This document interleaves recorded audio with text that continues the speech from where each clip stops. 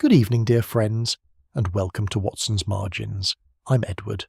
Tell me, has the fog settled where you are tonight? Perhaps you've drawn the curtains against the damp, lit a lamp. Let the city fall silent beyond your walls. These are the hours when Dr. Watson set pen to paper, capturing what reason revealed and haste overlooked. If you find comfort in such moments, do subscribe. Now, settle in.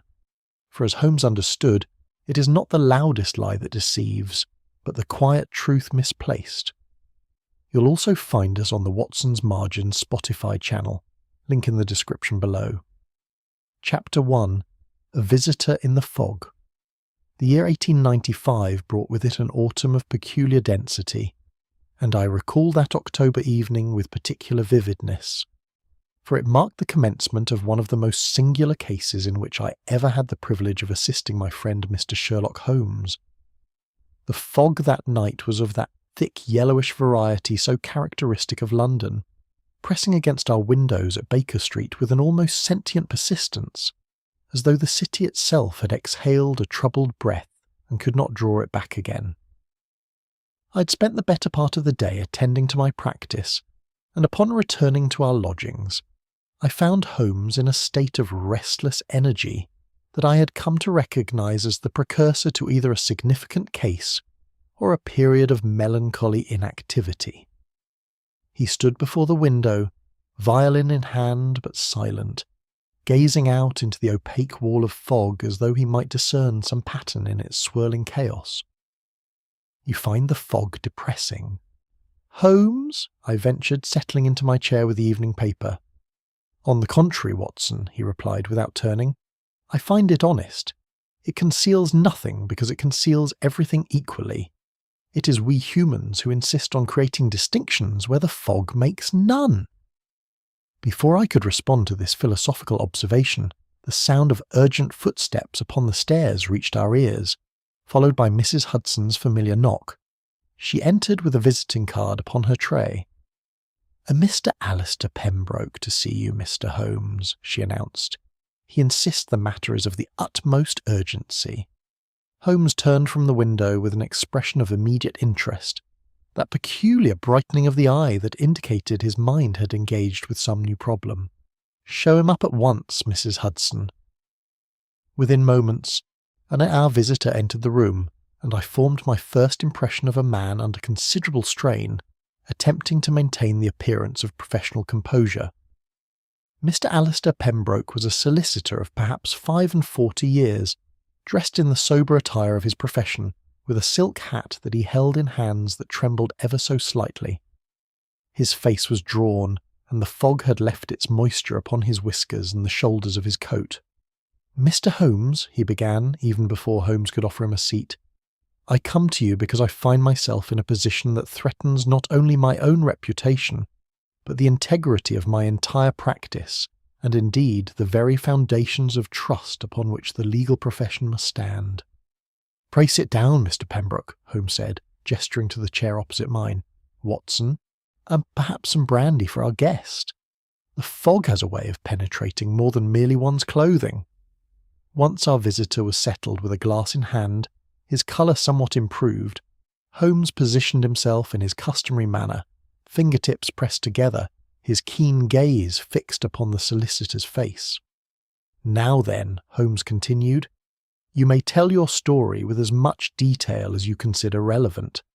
I have found that in matters of professional integrity, no detail is too small to warrant mention." Pembroke drew a deep breath and began. "I am a solicitor with chambers near Chancery Lane, Mr. Holmes, and my practice, though modest, has maintained an unblemished reputation for 3 decades. Recently I have been engaged in a delicate inheritance matter involving a substantial estate. The case concerns Mrs. Clara Vane, a widow of considerable property, whose claim to her late husband's estate has been contested by a distant cousin, one Mr. Edwin Harcourt." "A not uncommon situation," Holmes observed. "Indeed not, sir. Such cases, while unfortunate for the parties involved, are the bread and butter of probate law. However, what has occurred in this instance transcends the merely unfortunate, and enters the realm of the deliberately sinister. Holmes leaned forward slightly. Continue. 3 weeks ago, I secured a court order granting Mrs. Vane a temporary injunction protecting her interests, while the matter proceeded through the proper channels. This order was filed in our office archive, a locked repository to which only myself and my most trusted staff have access. 1 week later, when I retrieved the document to present it in court, I discovered it had vanished. Stolen, I interjected. So I believed, Dr. Watson. I was on the point of reporting the theft to the police when, 2 days subsequently, the document reappeared in its proper location within the archive. Returned by the thief, I suggested. That was my initial thought, Pembroke replied, until I examined the document more closely. The order had been altered, Mr. Holmes, subtly, masterfully, but unquestionably altered. Where previously the language had protected Mrs. Vane's claim, it now contained phrasing that would, upon legal interpretation, invalidate that very claim. Holmes's eyes glittered with interest. You are certain of this alteration? As certain as I am of my own name, sir. I drafted the original myself, and I know every word of it. The forgery is of the highest quality, matching even the judge's signature, but it is nonetheless a forgery. And the parties involved in this case? Holmes inquired. Beyond Mrs. Vane and Mr. Harcourt, there are only 3 individuals with regular access to my office and the archive. Miss Lydia Brent, a junior clerk who's been with me for 18 months. Mr. Felix Arden, my legal assistant, who has served for nearly 2 years and has proven himself invaluable. And of course, myself. You suspect one of your staff? I wish to suspect no one, Mr. Holmes, but I can conceive of no other possibility. The safe was not forced. There are no signs of external intrusion. And yet, this monstrous thing has been done. Holmes rose and paced to the window, his hands clasped behind his back. Mr. Pembroke, you present a problem of considerable interest. A document vanishes and returns transformed, yet all the while remaining within the confines of a locked archive to which only a select few possess access. Tell me, what is your own theory? I confess I have none, sir. I'm too close to the matter, too troubled by its implications. That is why I have come to you. You have done wisely, Holmes said, turning back to face our visitor. I shall take your case, Mr. Pembroke. Tomorrow morning, Watson and I shall call at your chambers. In the meantime, I must insist that you alter nothing in your routine, speak to no one of your suspicions, and above all, ensure that the document in question remains secure. You have my word, Mr. Holmes. After Pembroke had departed into the fog from whence he came, Holmes stood once more at the window, his expression one of deep contemplation. What do you make of it, Holmes? I asked. I make nothing of it yet, Watson. I observe only that we have been presented with a locked room mystery of sorts, though the room in question is a safe rather than a chamber, and the crime is not murder but forgery. Still, the principles remain the same. Someone with access, someone with skill, and someone with motive. Our task is to determine which of these 3 elements points most directly to our culprit. Surely the motive is clear enough, I suggested. Mr. Harcourt stands to gain by the invalidation of Mrs. Vane's claim. Perhaps, Watson, or perhaps that is precisely what we are meant to believe. Come, let us retire for the evening. Tomorrow we enter the quiet circle of Mr. Pembroke's office, and there, I fancy, we shall find our answers lurking in the details that others have overlooked. With that, Holmes took up his violin and began to play a melody of his own composition, low and contemplative, while outside our windows the fog continued its patient vigil over the sleeping city. Chapter 2.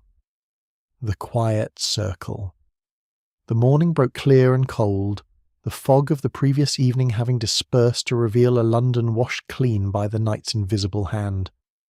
Holmes was already dressed when I emerged from my room, and I found him examining a street map of the Chancery Lane district, with the intense focus he brought to all preliminary investigations. "Ah, Watson," he said without looking up, "I trust you slept well. We have a busy day ahead of us." "Tolerably well, thank you." "I see you have been preparing for our visit to Pembroke's chambers." Indeed. I have also taken the liberty of consulting my index upon the subject of legal forgeries. There have been 3 cases of note in the past decade, 2 of which involved court documents. In both instances, the forger possessed not only the technical skill required for such work, but also intimate knowledge of legal procedures and terminology. You suspect a legal professional, then? Holmes folded the map with precise movements. I suspect nothing yet, Watson. I merely observe that the crime before us required both opportunity and expertise. Come, Mrs. Hudson has prepared breakfast, and we must not keep Mr. Pembroke waiting. Within the hour we had engaged a hansom and were rattling through the morning traffic toward Chancery Lane.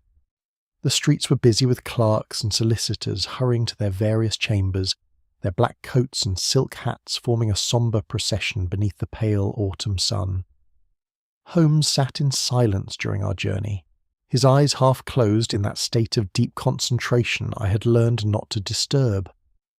Mr. Pembroke's office occupied the ground and first floors of a respectable townhouse situated in a quiet court just off the main thoroughfare. The building itself was of Georgian construction, its brickwork darkened by decades of London soot, but maintained with evident care. A discreet brass plate beside the door announced the firm's name and the hours of business. Pembroke himself greeted us in the entrance hall, his manner betraying none of the agitation he had displayed the previous evening. "Mr. Holmes, Dr. Watson, thank you for coming so promptly. Please follow me to my office." We ascended a narrow staircase to the first floor where Pembroke's private office looked out upon the court below. The room was furnished in the manner typical of legal chambers. Shelves lined with calf-bound volumes, a substantial desk bearing the organised clutter of an active practice, and several chairs arranged for consultations with clients. A portrait of some distinguished jurist hung above the fireplace, and the air carried the familiar scent of leather, paper, and sealing wax. "Before we proceed," Holmes said, declining the offered chair and instead moving to examine the room with his peculiar intensity, "I should like to meet the individuals connected with this matter. All of them, if you please, beginning with your staff." "Certainly, Mr. Holmes. I have asked them to remain available this morning. Shall I summon them?"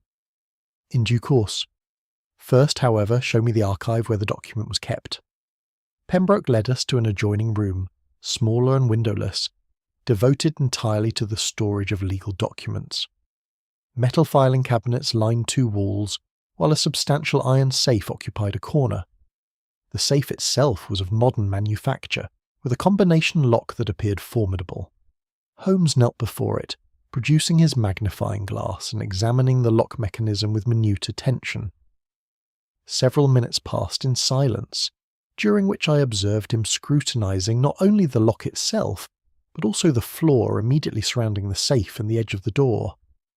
"You mentioned that there were no signs of forced entry," Holmes said at length, rising to his feet. "None whatsoever, Mr. Holmes. I examined it most carefully. Yet I observe minute scratches here, upon the edge of the lock housing. Fresh scratches, I should say, made within the past month." Holmes indicated the marks with his finger. "They are consistent with the use of some implement to steady the hand while manipulating the combination. But that would suggest... It suggests nothing conclusively as yet. Tell me, Mr. Pembroke, who knows the combination to this safe?" "Only myself and Mr. Arden, my legal assistant. I deemed it necessary that he should have access in case of my absence or incapacity." "No one else?" "No one." Holmes nodded slowly, then turned his attention to the room itself, examining the filing cabinets, the small desk that stood against one wall, and even the gas lamp that provided illumination. He paused at the desk, bending close to its surface. "Someone has been working here recently," he observed.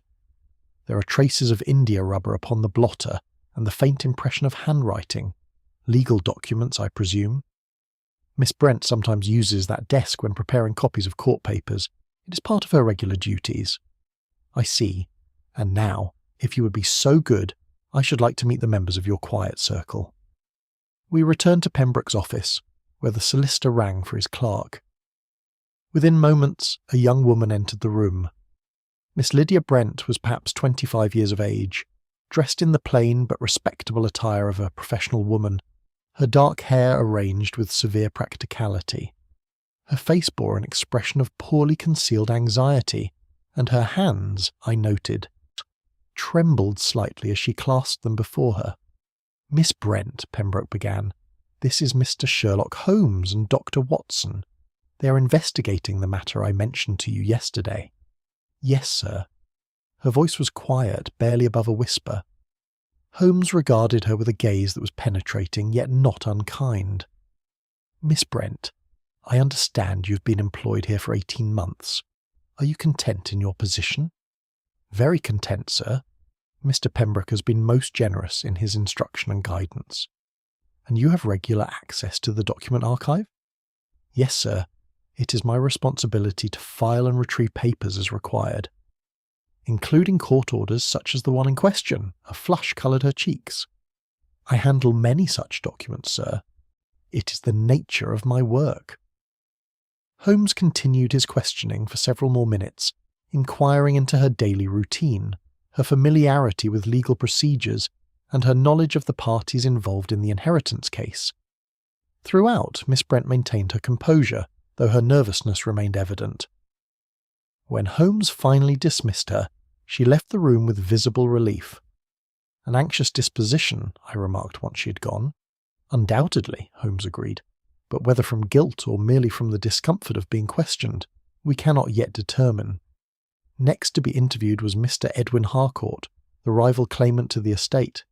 He proved to be a gentleman of middle years, well dressed in a manner that suggested comfortable circumstances, with an affable demeanour that struck me as somewhat studied. His eyes, however, were sharp and calculating. "Dreadful business, this," Harcourt said, settling into his chair with the ease of a man accustomed to legal offices. "I assure you, gentlemen, I knew nothing of any irregularity with the court order until Mr. Pembroke informed me yesterday." "You stand to gain considerably should Mrs. Vane's claim be invalidated," Holmes observed. "I stand to receive what is rightfully mine, Mr. Holmes. The estate should never have passed to Clara Vane in the first place. She was the third wife of my cousin, married to him in his dotage, and I have every reason to believe she exercised undue influence." "A matter for the courts to decide, surely." "Indeed, sir, I am content to let the law take its course.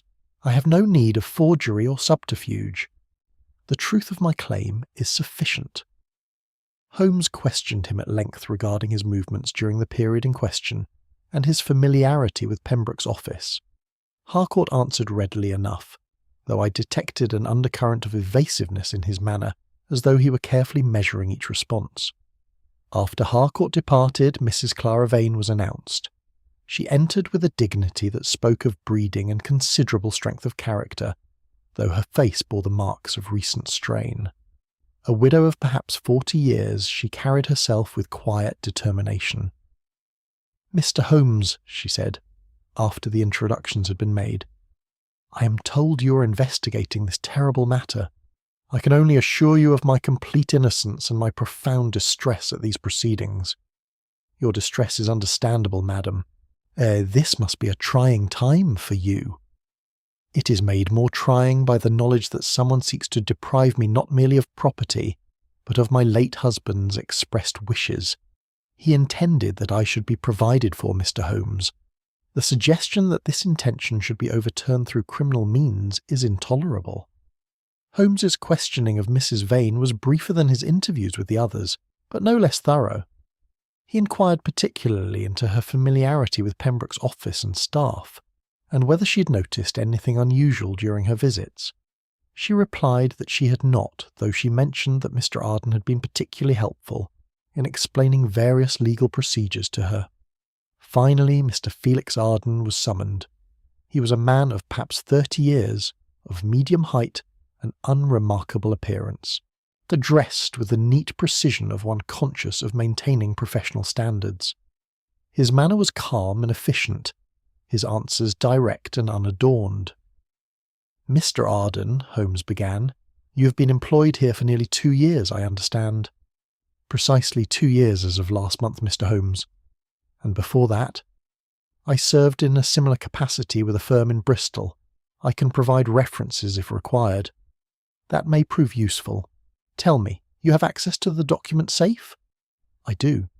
Mr. Pembroke was kind enough to entrust me with the combination shortly after my appointment, once I had proven myself reliable. And you were aware of the court order in question? Naturally. I assisted Mr. Pembroke in its preparation. Holmes leaned forward slightly. Then you would have been familiar with its precise wording. I drafted the initial version myself based upon Mr. Pembroke's instructions. He reviewed and approved it before submission to the court. This admission hung in the air for a moment. Holmes's expression revealed nothing, but I sensed his heightened interest. Thank you, Mr. Arden. You have been most helpful. After Arden had withdrawn, Holmes stood silent for several moments, his fingers drumming against the arm of his chair. Well, Watson, what are your impressions? Miss Brent is clearly frightened, I offered. Harcourt is slippery, and Mrs. Vane appears genuinely distressed. As for Arden, he seems almost too composed. Excellent observations, all of them. But observations, Watson, are merely the raw material of deduction. We must now examine this material more closely. Come, let us inspect the scene of the crime itself once more. I noticed something earlier that I wish to verify. He led me back to the archive room, where he spent the next quarter hour in minute examination of the safe, the surrounding floor and the small desk. At one point he knelt to examine the carpet beneath the window, his glass moving slowly across the fibres. Ah, he murmured, retrieving something with his tweezers and holding it up to the light. It appeared to be a tiny fragment of something, though I could not discern its nature from where I stood. What have you found, Holmes? A trace, Watson. A mere trace. But traces, properly interpreted, can speak as loudly as confessions. He placed the fragment carefully in an envelope from his pocket. I have seen enough for now. Let us return to Baker Street. I must consult my chemical apparatus, and I wish to reflect upon what we have learned. As we departed Pembroke's chambers and emerged into the autumn afternoon, Holmes appeared lost in thought, his mind clearly engaged with the puzzle before him. You have formed a theory, Holmes? Ventured. I have formed several, Watson. The difficulty lies in determining which of them aligns most closely with the facts. But I can tell you this. The solution to our mystery lies not in the dramatic or the obvious, but in the quiet accumulation of small details. Someone in that office has been very clever indeed. Our task is to be cleverer still. Chapter 3. The Altered Order. Upon our return to Baker Street, Holmes immediately sequestered himself in the corner of our sitting room that he had long since converted into a makeshift laboratory. I watched as he carefully extracted the fragment he had retrieved from Pembroke's archive and subjected it to a series of chemical tests, the results of which he recorded in his notebook with meticulous precision. For my part, I settled into my chair with the afternoon papers, though my attention wandered frequently to my friend's absorbed figure bent over his apparatus. After perhaps an hour of this silent industry, Holmes straightened and removed the apron he wore for such work. Most illuminating, Watson. Most illuminating indeed. You have discovered something significant. I have confirmed a suspicion. The fragment I retrieved was a particle of varnish, quite fresh. And of a particular composition used in the restoration of legal documents. It suggests that someone has been engaged in careful work within that archive room, work requiring both precision and a steady hand. Could it not have fallen there during routine maintenance of the office? The varnish in question is not used for furniture or woodwork, my dear fellow.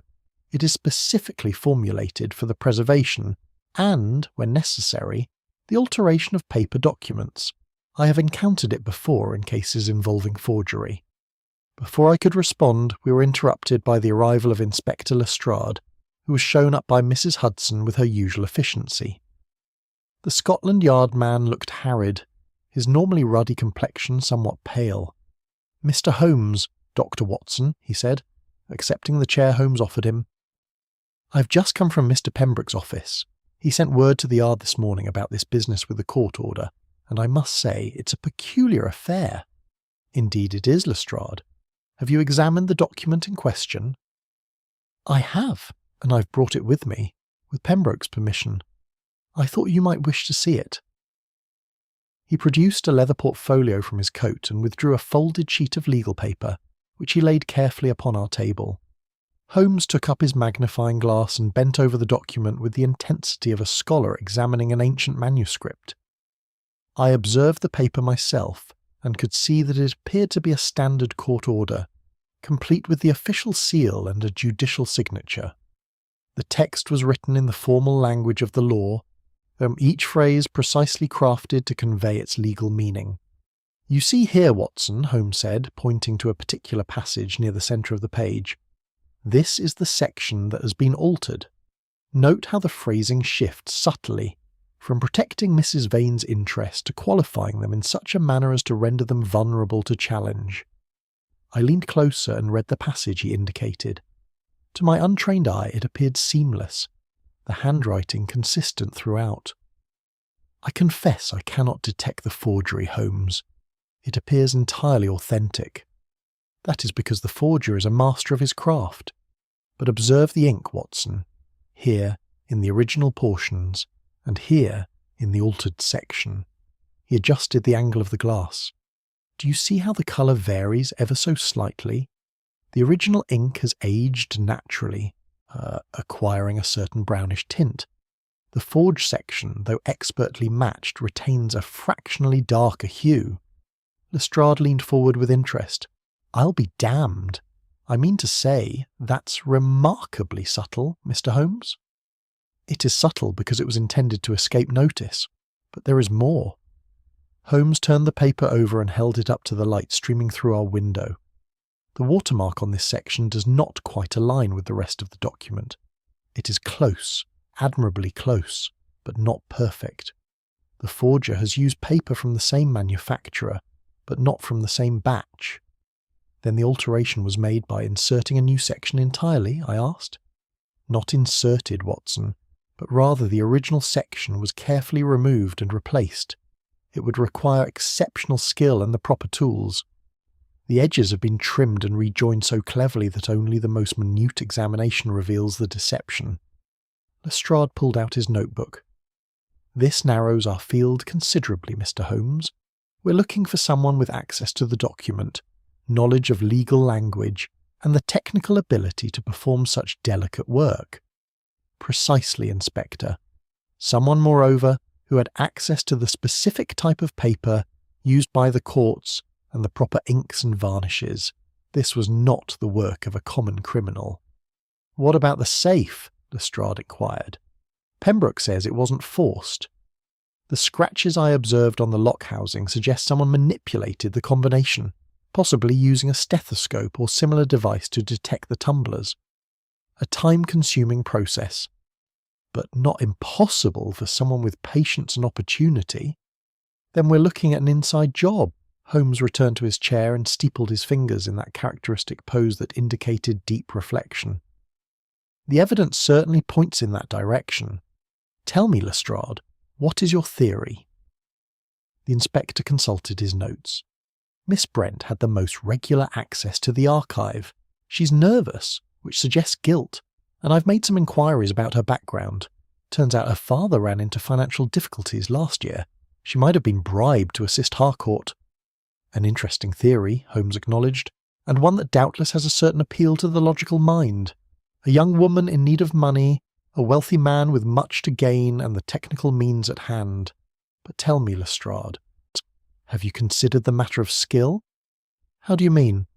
"Miss Brent is a clerk, trained in the copying of documents, but this forgery required not merely the ability to copy, but the knowledge of precisely what to alter, and how to phrase the alterations to achieve the desired legal effect. Would you credit a junior clerk with such expertise?" Lestrade frowned. "Perhaps she had help. Someone could have told her what to write." "Perhaps. But that introduces additional complications into your theory. Conspiracies are notoriously difficult to maintain, particularly when one party is as visibly nervous as Miss Brent." "What about Harcourt himself?" I suggested. "He has the motive and, as a gentleman of means, he might well have the education to understand legal documents." "An excellent point, Watson. Yes, but Harcourt also lacks ready access to the archive. He is a client, not an employee. His visits to the office would be noted and remembered. Then that leaves Arden, Lestrade said, or Pembroke himself, though I can hardly credit that a man would investigate his own crime. Holmes smiled thinly. You would be surprised, Inspector, at the lengths to which some individuals will go to deflect suspicion. However, in this instance, I believe we may safely eliminate Mr. Pembroke from our inquiries. His distress is genuine, and moreover, he would hardly have engaged my services if he were himself the culprit. So Arden, then. He has access, he has skill, and by his own admission, he helped draft the original order. He would know exactly what to change. All very logical, Lestrade. Yet I counsel patience. We have not yet established motive, and without motive we have merely circumstantial evidence that would crumble in any court of law. Lestrade rose to his feet, returning the document to his portfolio. Well, Mr. Holmes, I'm going to make further inquiries into all of them. Someone in that office is guilty, and I mean to find out who. After the inspector had departed, Holmes sat in silence for some minutes, his eyes fixed upon the ceiling. In that distant gaze I had learned meant his mind was racing through possibilities and permutations. You disagree with Lestrade's reasoning? I ventured. I disagree with his haste, Watson.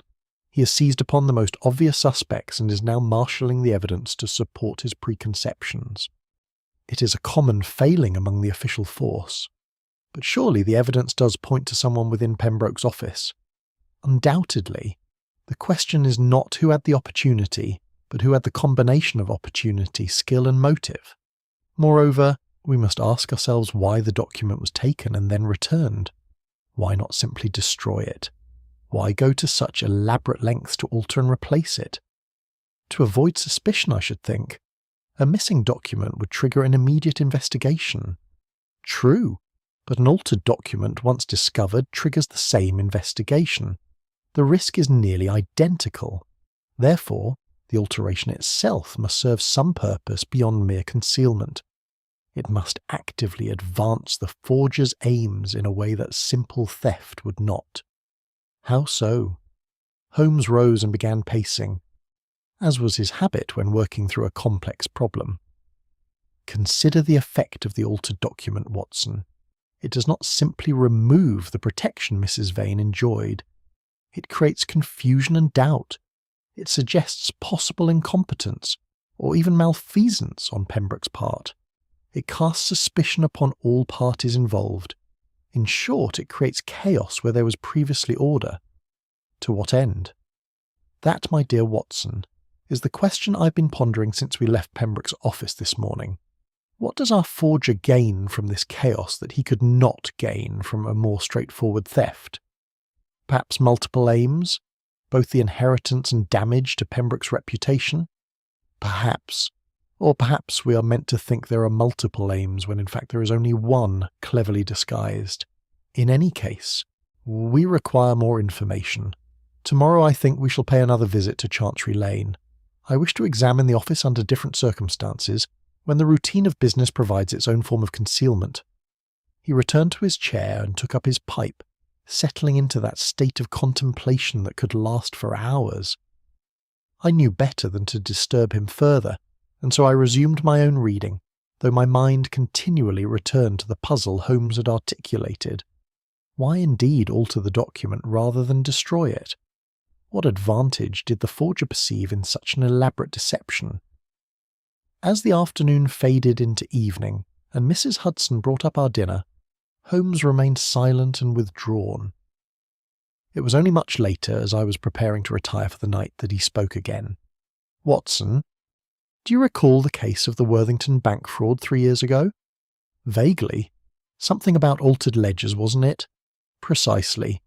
The culprit in that case was a man of impeccable credentials who had assumed a false identity to gain employment. He was, in fact, a former clerk who had been dismissed for dishonesty, and had spent considerable effort reinventing himself. The alteration of the ledgers was merely the culmination of a much longer game of deception. You think our forger may be similarly disguised?" "I think it possible, Watson. Indeed, I think it more than possible. But I must have proof before I can act. Tomorrow may provide that proof.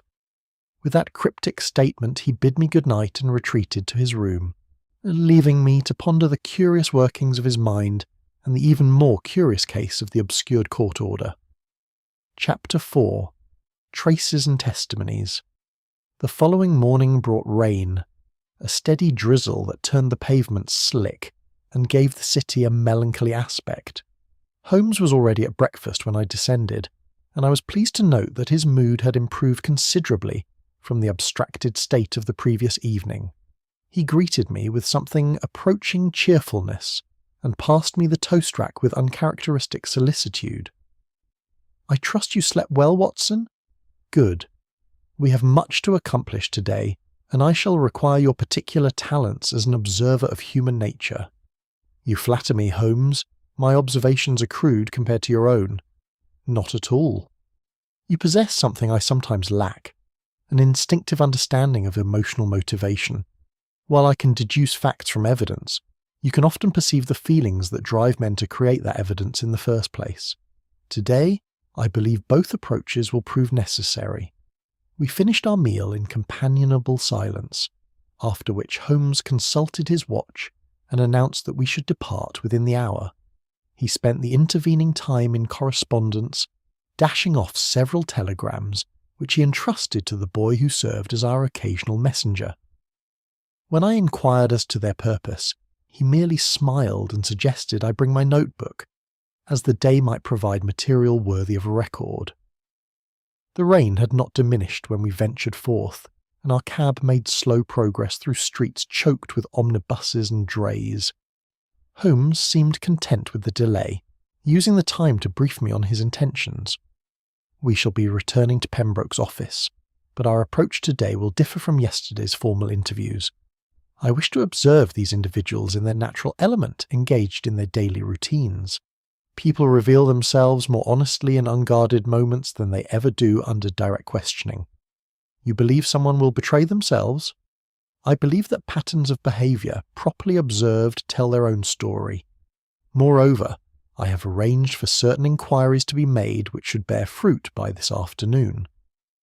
Upon our arrival at the chambers, we found the office in full operation. A client was departing as we entered, and through the open door of Pembroke's office, I could hear the solicitor dictating a letter to Miss Brent, who sat with her notebook transcribing his words with practised efficiency. She looked up as we were announced, and I noted that her nervousness had not abated. Indeed, she appeared more strained than during our previous visit. Pembroke rose to greet us, though his expression suggested our presence was not entirely welcome. "Mr. Holmes, Dr. Watson, I had not expected you so soon. Is there news?" "Not yet, Mr. Pembroke, but I hope there will be presently. I wonder if you might permit Dr. Watson and myself to remain in your office for a time. We shall endeavour not to interfere with your business, but I wish to observe the general flow of activity." The solicitor hesitated, clearly uncomfortable with this request, but eventually acquiesced. "Very well. Though I cannot imagine what you hope to learn from watching us go about our ordinary duties." "One can never predict what the observant eye may discover," Holmes replied enigmatically. What followed was perhaps the most peculiar morning I had spent in Holmes's company. We positioned ourselves in corners of the office where we might observe without being obtrusive, and for the next several hours we watched the routine machinery of a legal practice at work.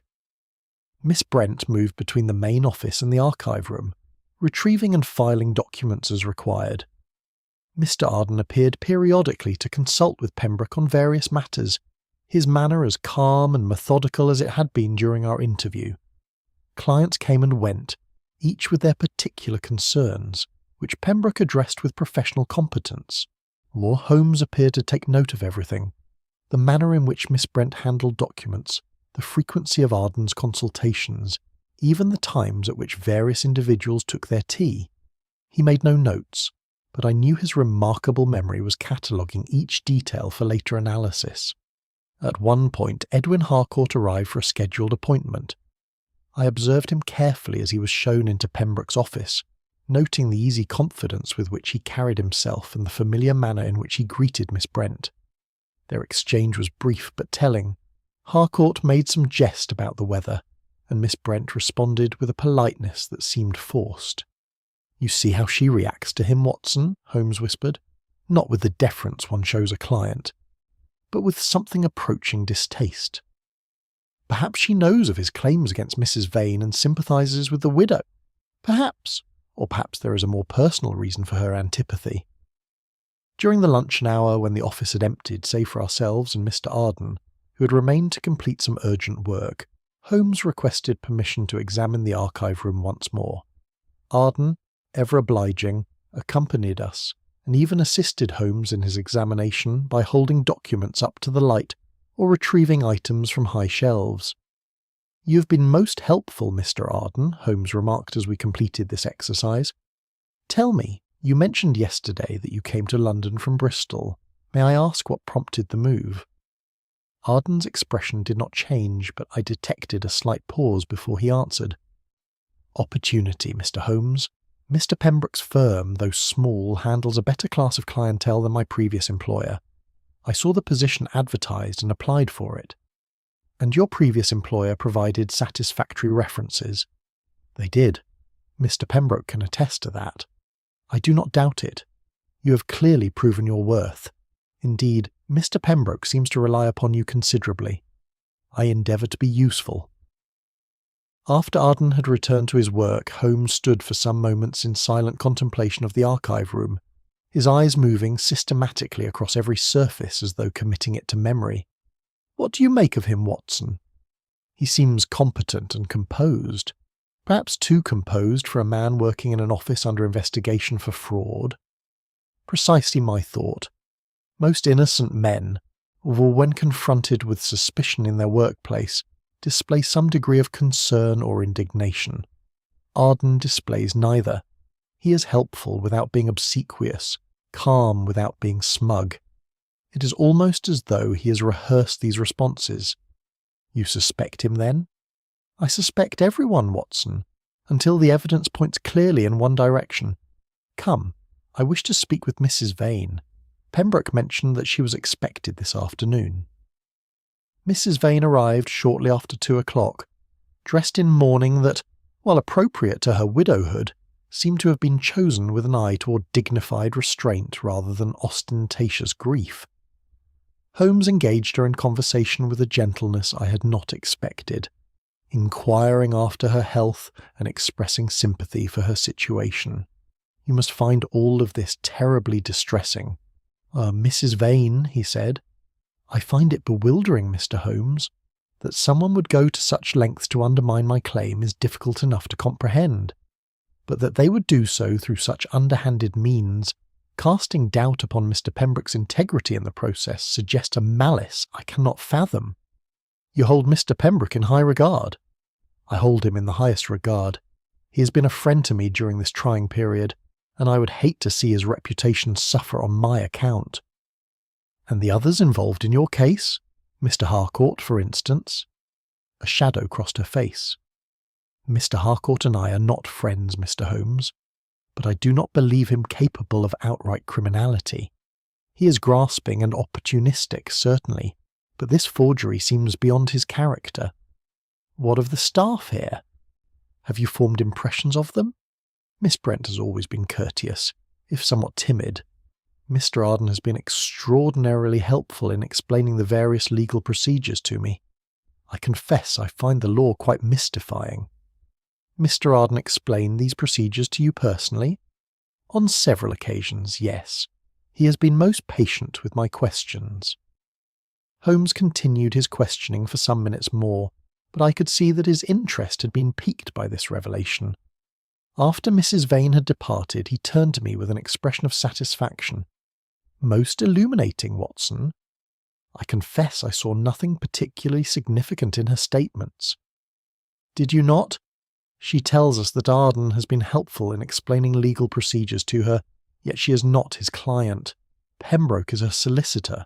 Why would Arden take it upon himself to educate her in such matters, unless he had a particular interest in her understanding of those procedures? Perhaps he was merely being courteous. Perhaps, Or perhaps he was ensuring that she understood enough to be manipulated, but not so much as to see through that manipulation.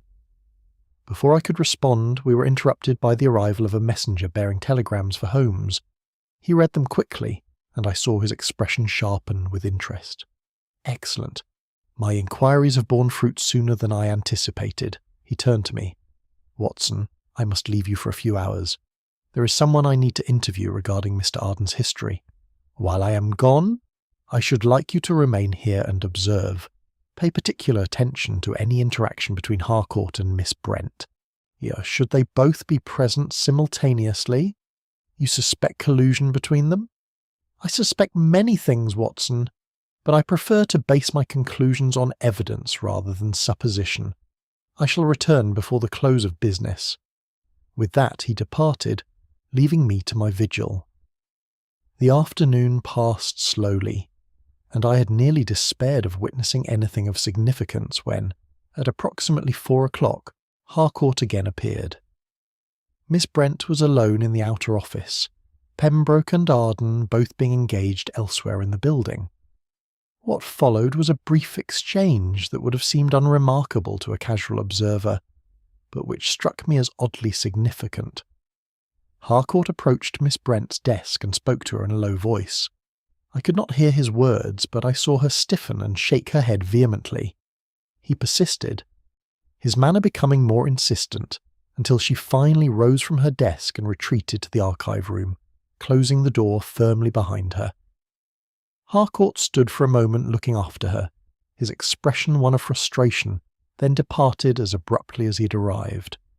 When Holmes returned an hour later, I related what I had witnessed. He listened with close attention, nodding occasionally. Excellent work, Watson. Your observation confirms my growing suspicions. I believe we are beginning to see the true shape of this conspiracy, though one critical piece remains missing. You have learned something from your inquiries? I have learned a great deal, but I shall reserve my conclusions until I have confirmed one final detail. Tomorrow, Watson, I think we shall have our answer. In the meantime, let us return to Baker Street. I have much to consider, and the pieces of this puzzle are beginning to arrange themselves into a coherent picture. As our cab carried us homeward through the rain-darkened streets, I reflected on the day's observations and found myself more confused than ever. Holmes, however, seemed energized rather than troubled, his fingers drumming against his knee in that characteristic gesture that indicated his mind was racing toward a conclusion. One thing I can tell you, Watson, he said suddenly. This case is not what it appears to be. The alteration of the court order is merely a symptom of a much deeper deception, one that has been months, perhaps years, in the making. Tomorrow, I believe, will bring that deception into the light. Chapter 5. The Silent Reconstruction. I awoke the next morning to find Holmes's room empty, his bed unslept in. This was not an uncommon occurrence during the more absorbing cases, and I descended to our sitting room with the expectation of finding him there, surrounded by the detritus of a night's investigation. I was not disappointed. Holmes sat at our table, which was littered with papers, telegrams, and what appeared to be architectural drawings. A pot of coffee, long since gone cold, stood at his elbow, and his face bore the pallor of sleeplessness, combined with the unmistakable gleam of intellectual triumph. "Watson," he exclaimed upon seeing me. "Excellent. I had hoped you would rise early. We must be at Pembroke's office before the staff arrives. You have been working through the night." "I have been reconstructing events, Watson, and I believe I have succeeded. But theory must be tested against reality. And for that, I require access to the archive room under controlled conditions." "You intend to recreate the crime?" "Precisely. I have obtained from Pembroke permission to spend this morning in his chambers, and I have asked him to ensure that we are not disturbed. He has agreed, though with considerable reluctance. He fears, I think, that we shall find nothing, and that his reputation will suffer further damage." "And will we find nothing?" Holmes's smile was enigmatic. "We shall find exactly what we are meant to find, Watson. The question is whether we can see beyond that to what we are not meant to find." Within the hour, we had breakfasted and made our way through the early morning streets to Chancery Lane. The city was just beginning to stir, and the court where Pembroke's office stood was nearly deserted. Here the solicitor himself admitted us, looking haggard and anxious. "I confess I hardly slept, Mr. Holmes," he said as he led us upstairs. "The uncertainty of this matter weighs upon me heavily. My practice, my livelihood, my very honour depends upon its resolution. I understand your concern, Mr. Pembroke, and I hope that by this evening you shall have the clarity you seek. Now, if you would be so good as to provide me with access to the archive room, and then absent yourself for several hours, I should be most grateful." "You wish me to leave my own office?" "I do. Dr. Watson will remain with me, of course, and I give you my word that nothing will be disturbed beyond what is necessary for my investigation. But I must work without interruption or observation." Pembroke hesitated, then nodded slowly. "Very well. I shall return at noon." "I trust that will provide sufficient time." "More than sufficient." Once Pembroke had departed, Holmes immediately set to work with a purposefulness that bordered on the feverish. He began by examining the archive room in minute detail, measuring distances with a tape measure he produced from his pocket, testing the play of light from the gas lamp at various times, and making notes in his pocketbook with rapid, precise strokes. "Watson, I want you to position yourself at the desk in the outer office and note the time required for various activities. Call out to me when I instruct you to do so." For the next hour I served as Holmes's assistant in what seemed an elaborate theatrical production. He had me move about the office, open and close doors, and perform various tasks while he timed each action from his position in the archive room. He tested the lock on the safe repeatedly, listening with a small stethoscope he'd brought with him, his fingers delicately manipulating the dial. 43 seconds, he muttered at one point.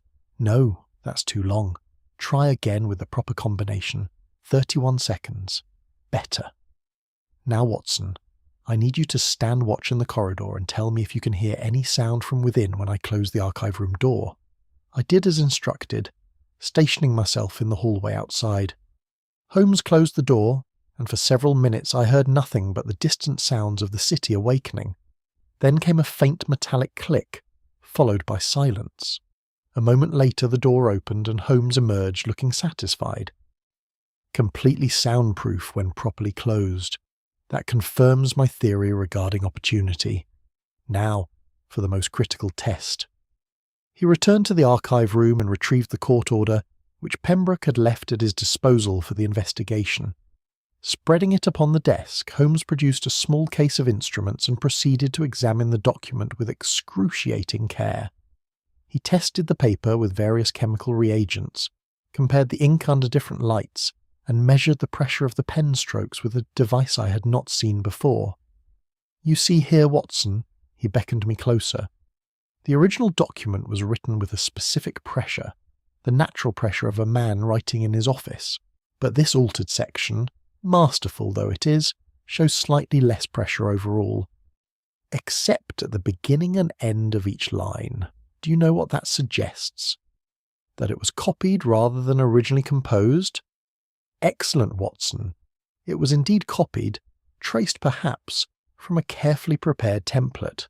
The forger needed to ensure that every letter matched the judge's hand precisely, so he worked slowly, carefully, lifting the pen frequently to check his progress. Only at the starts and ends of the lines, where he could steady himself against the edge of the paper does the pressure approach normal. He straightened and began pacing the room. "Now, let us consider the sequence of events. The forger needed access to the safe, time to work undisturbed, and the materials necessary for his task.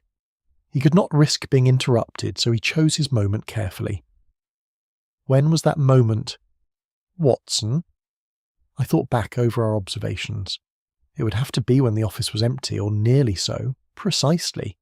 But the office is rarely entirely empty during business hours. Therefore either the forgery was committed after hours, which would require a key to the building, or it was committed during a time when the forger could legitimately be alone in the archive room without arousing suspicion. Arden has both access and legitimate reasons to be in that room. He does. but so does Miss Brent. And Pembroke himself, of course, though we have eliminated him from consideration. What we need to determine is not merely who could have committed the crime, but who had the specific combination of skills required. Holmes returned to the document and examined it once more under his glass. The alteration required legal knowledge, certainly. It required skill in forgery, but it also required something else, Watson. Something I had not initially considered. What is that? Patience. Extraordinary patience. This work could not have been rushed. I estimate it would have taken at least 3 hours to complete, possibly more.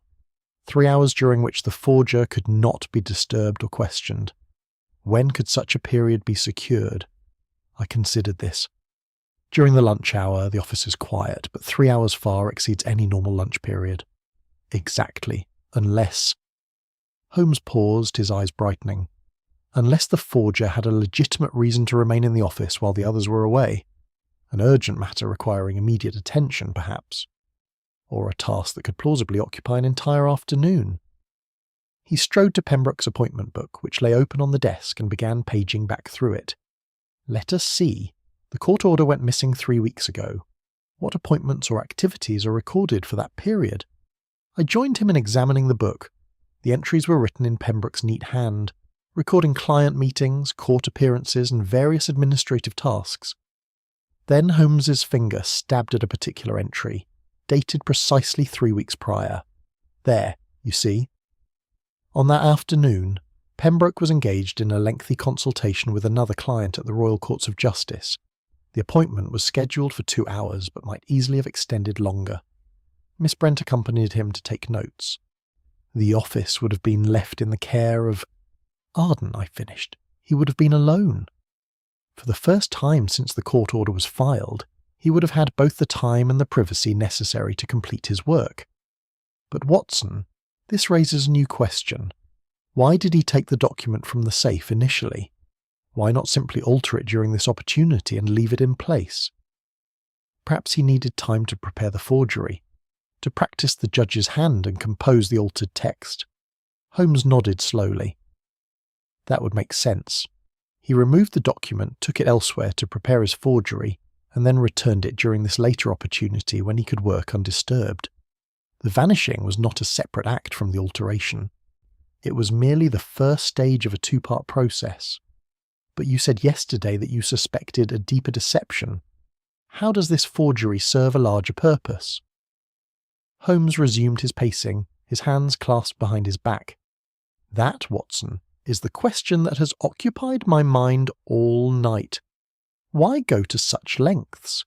The forgery alone would not guarantee Harcourt's success in the inheritance case. It would only create doubt and delay, unless... He stopped abruptly, his eyes widening slightly. Unless the goal was never the inheritance itself, but something else entirely. Something that required time, confusion, and the discrediting of Pembroke's competence. I confess I do not follow. Nor should you, for I have not yet shared my complete theory. But consider, what if the inheritance dispute is itself a smokescreen? What if Arden's true objective lies elsewhere, and the forgery serves only to keep all eyes focused on the wrong crime? What other crime could there be? That is what we must determine. I need to examine Pembroke's other cases, particularly those in which Arden has played a significant role. There may be a pattern we have not yet perceived. He spent the next hour going through the office files with systematic thoroughness, pulling documents, making notes, and occasionally exclaiming softly to himself. I assisted where I could, though much of the legal terminology was beyond my comprehension. Finally, as the clock in the corner struck 11, Holmes straightened with an expression of grim satisfaction. I have it, Watson. Or rather, I have enough to confirm my suspicions. There are 3 other cases in which documents have been prepared or handled primarily by Arden, and in each case they involve substantial sums of money held in trust pending legal resolution. Small discrepancies, easily explained, but discrepancies nonetheless. You believe he has been embezzling? I believe he has been positioning himself to embezzle. creating the conditions under which funds might be diverted without immediate detection. The forgery of the court order is merely the most dramatic element of a much larger scheme. But I need proof, Watson. Concrete proof that will satisfy both Lestrade and a jury. At that moment we heard footsteps on the stairs, and Pembroke entered, looking anxious and expectant. "Well, Mr. Holmes? Have your experiments borne fruit?" "They have indeed, Mr. Pembroke. I believe I now understand both how the crime was committed and who committed it. However, I am not yet ready to make an accusation. I require one more piece of evidence, and for that I shall need your cooperation in setting a small trap." "A trap? For whom?" "For the guilty party, of course. But I must ask you to trust me and to follow my instructions precisely. Can you do that?" Pembroke's face was pale, but his voice was steady. "If it will end this nightmare, Mr. Holmes, I shall do whatever you ask." "Excellent. Then here is what I propose." Holmes outlined his plan in careful detail, and I watched Pembroke's expression shift from confusion to understanding, to a kind of horrified comprehension. When Holmes finished, the solicitor sat silent for a long moment before nodding slowly. "It shall be as you say, Mr. Holmes. Though I confess, if your suspicions prove correct, I shall never forgive myself for being so thoroughly deceived. Deception is the stock in trade of the skilled criminal, Mr. Pembroke. You're not the first to fall victim to it, nor will you be the last. What matters now is that we bring the truth to light." As we departed the office and stepped out into the midday bustle of Chancery Lane, I turned to Holmes with barely suppressed curiosity. "When will you spring this trap of yours?" "Tomorrow morning, Watson. By tomorrow afternoon, I expect we shall have our culprit, and this peculiar case will be at an end. Until then, I suggest we return to Baker Street and prepare ourselves for what promises to be a most instructive confrontation." Chapter 6. Motives in the Shadows. The remainder of that day passed in an atmosphere of suppressed anticipation. Holmes spent much of it in correspondence and consultation with various sources, the nature of which he declined to share with me. I occupied myself with my practice, though I confess my thoughts returned frequently to the case and to the trap Holmes had devised. It was only over dinner that evening that he finally consented to elaborate upon his theory. "You have been patient with me, Watson, and you deserve some explanation of the path my reasoning has taken. The difficulty with this case from the outset has been the question of proportion. Why commit such an elaborate forgery for such uncertain gain? You believe the inheritance was never the true objective. I believe it was part of the objective, but not the whole. Consider the facts. Harcourt stands to gain financially if Mrs. Vane's claim is invalidated, but his gain is not certain even with the altered document. The courts would still need to rule in his favour, and Mrs. Vane could contest any adverse decision. The forgery creates complications, but it guarantees nothing. Then what does it guarantee?" Holmes leaned forward, his eyes intense. "It guarantees time, Watson. Time and distraction. While all attention is focused on the inheritance dispute and the scandal of the forged document, other activities might proceed unnoticed." "The embezzlement you mentioned?" "Precisely. I have spent this afternoon confirming my suspicions through telegrams to various financial institutions and registry offices. The pattern is clear. Over the past 18 months, since Arden joined Pembroke's firm, there have been subtle irregularities in the handling of several trust accounts. Nothing dramatic, nothing that would trigger immediate alarm, but small transfers and delays that, when accumulated, amount to a considerable sum." "How considerable?" "Upwards of £3,000 by my calculation. A fortune for a man of Arden's station." I whistled low. "And you believe the forgery was meant to cover these thefts?" "Not to cover them, but to provide plausible deniability when they were eventually discovered. If Pembroke's competence is called into question, if there is evidence of document tampering in his office, then any financial irregularities might be attributed to general mismanagement rather than deliberate theft. Arden positions himself as the trustworthy assistant trying to maintain order amid chaos created by his employer's declining faculties." But Pembroke's faculties are perfectly sound. We know that, Watson, but would a jury, would the Law Society? Once doubt is sown, it grows like weeds. Arden has been cultivating that doubt very carefully. Yet you said there was a deeper deception still. What could be deeper than embezzlement? Holmes rose and moved to the window, gazing out at the gaslit street below. The deepest deception of all, Watson. Identity itself. I told you I made inquiries into Arden's background. Those inquiries have revealed something most interesting. The references he provided from Bristol were genuine enough, but they referred to a man who died in a railway accident 2 years ago. Felix Arden, the real Felix Arden, is buried in a cemetery in Somerset. The revelation struck me with considerable force. Then who is the man calling himself Arden? That is what I intend to discover tomorrow. However, I have a working theory based on other information I've gathered. Do you recall my mentioning the Worthington bank fraud? The case involving a clerk who had assumed a false identity? The same. That clerk's name was Thomas Wickham, and he was dismissed from a legal firm in the city some 3 years ago, after certain irregularities came to light. No charges were filed, as the firm preferred to avoid scandal. But Wickham was effectively barred from employment in any reputable legal office. He disappeared shortly thereafter, and it was assumed he had left London entirely. You believe Wickham and our Mr. Arden are the same person? I believe it highly probable. The timeline aligns perfectly, as does the methodology. Wickham was known to be skilled in forgery and document manipulation. Moreover, he had a reputation for extreme patience and meticulous planning. The only difficulty was obtaining proof of the connection. And have you obtained such proof? Holmes turned from the window with a slight smile. I have obtained a photograph of Thomas Wickham from his former employer, who was most cooperative once I explained the circumstances. Tomorrow, Watson. We shall see if the man calling himself Felix Arden recognises his former self.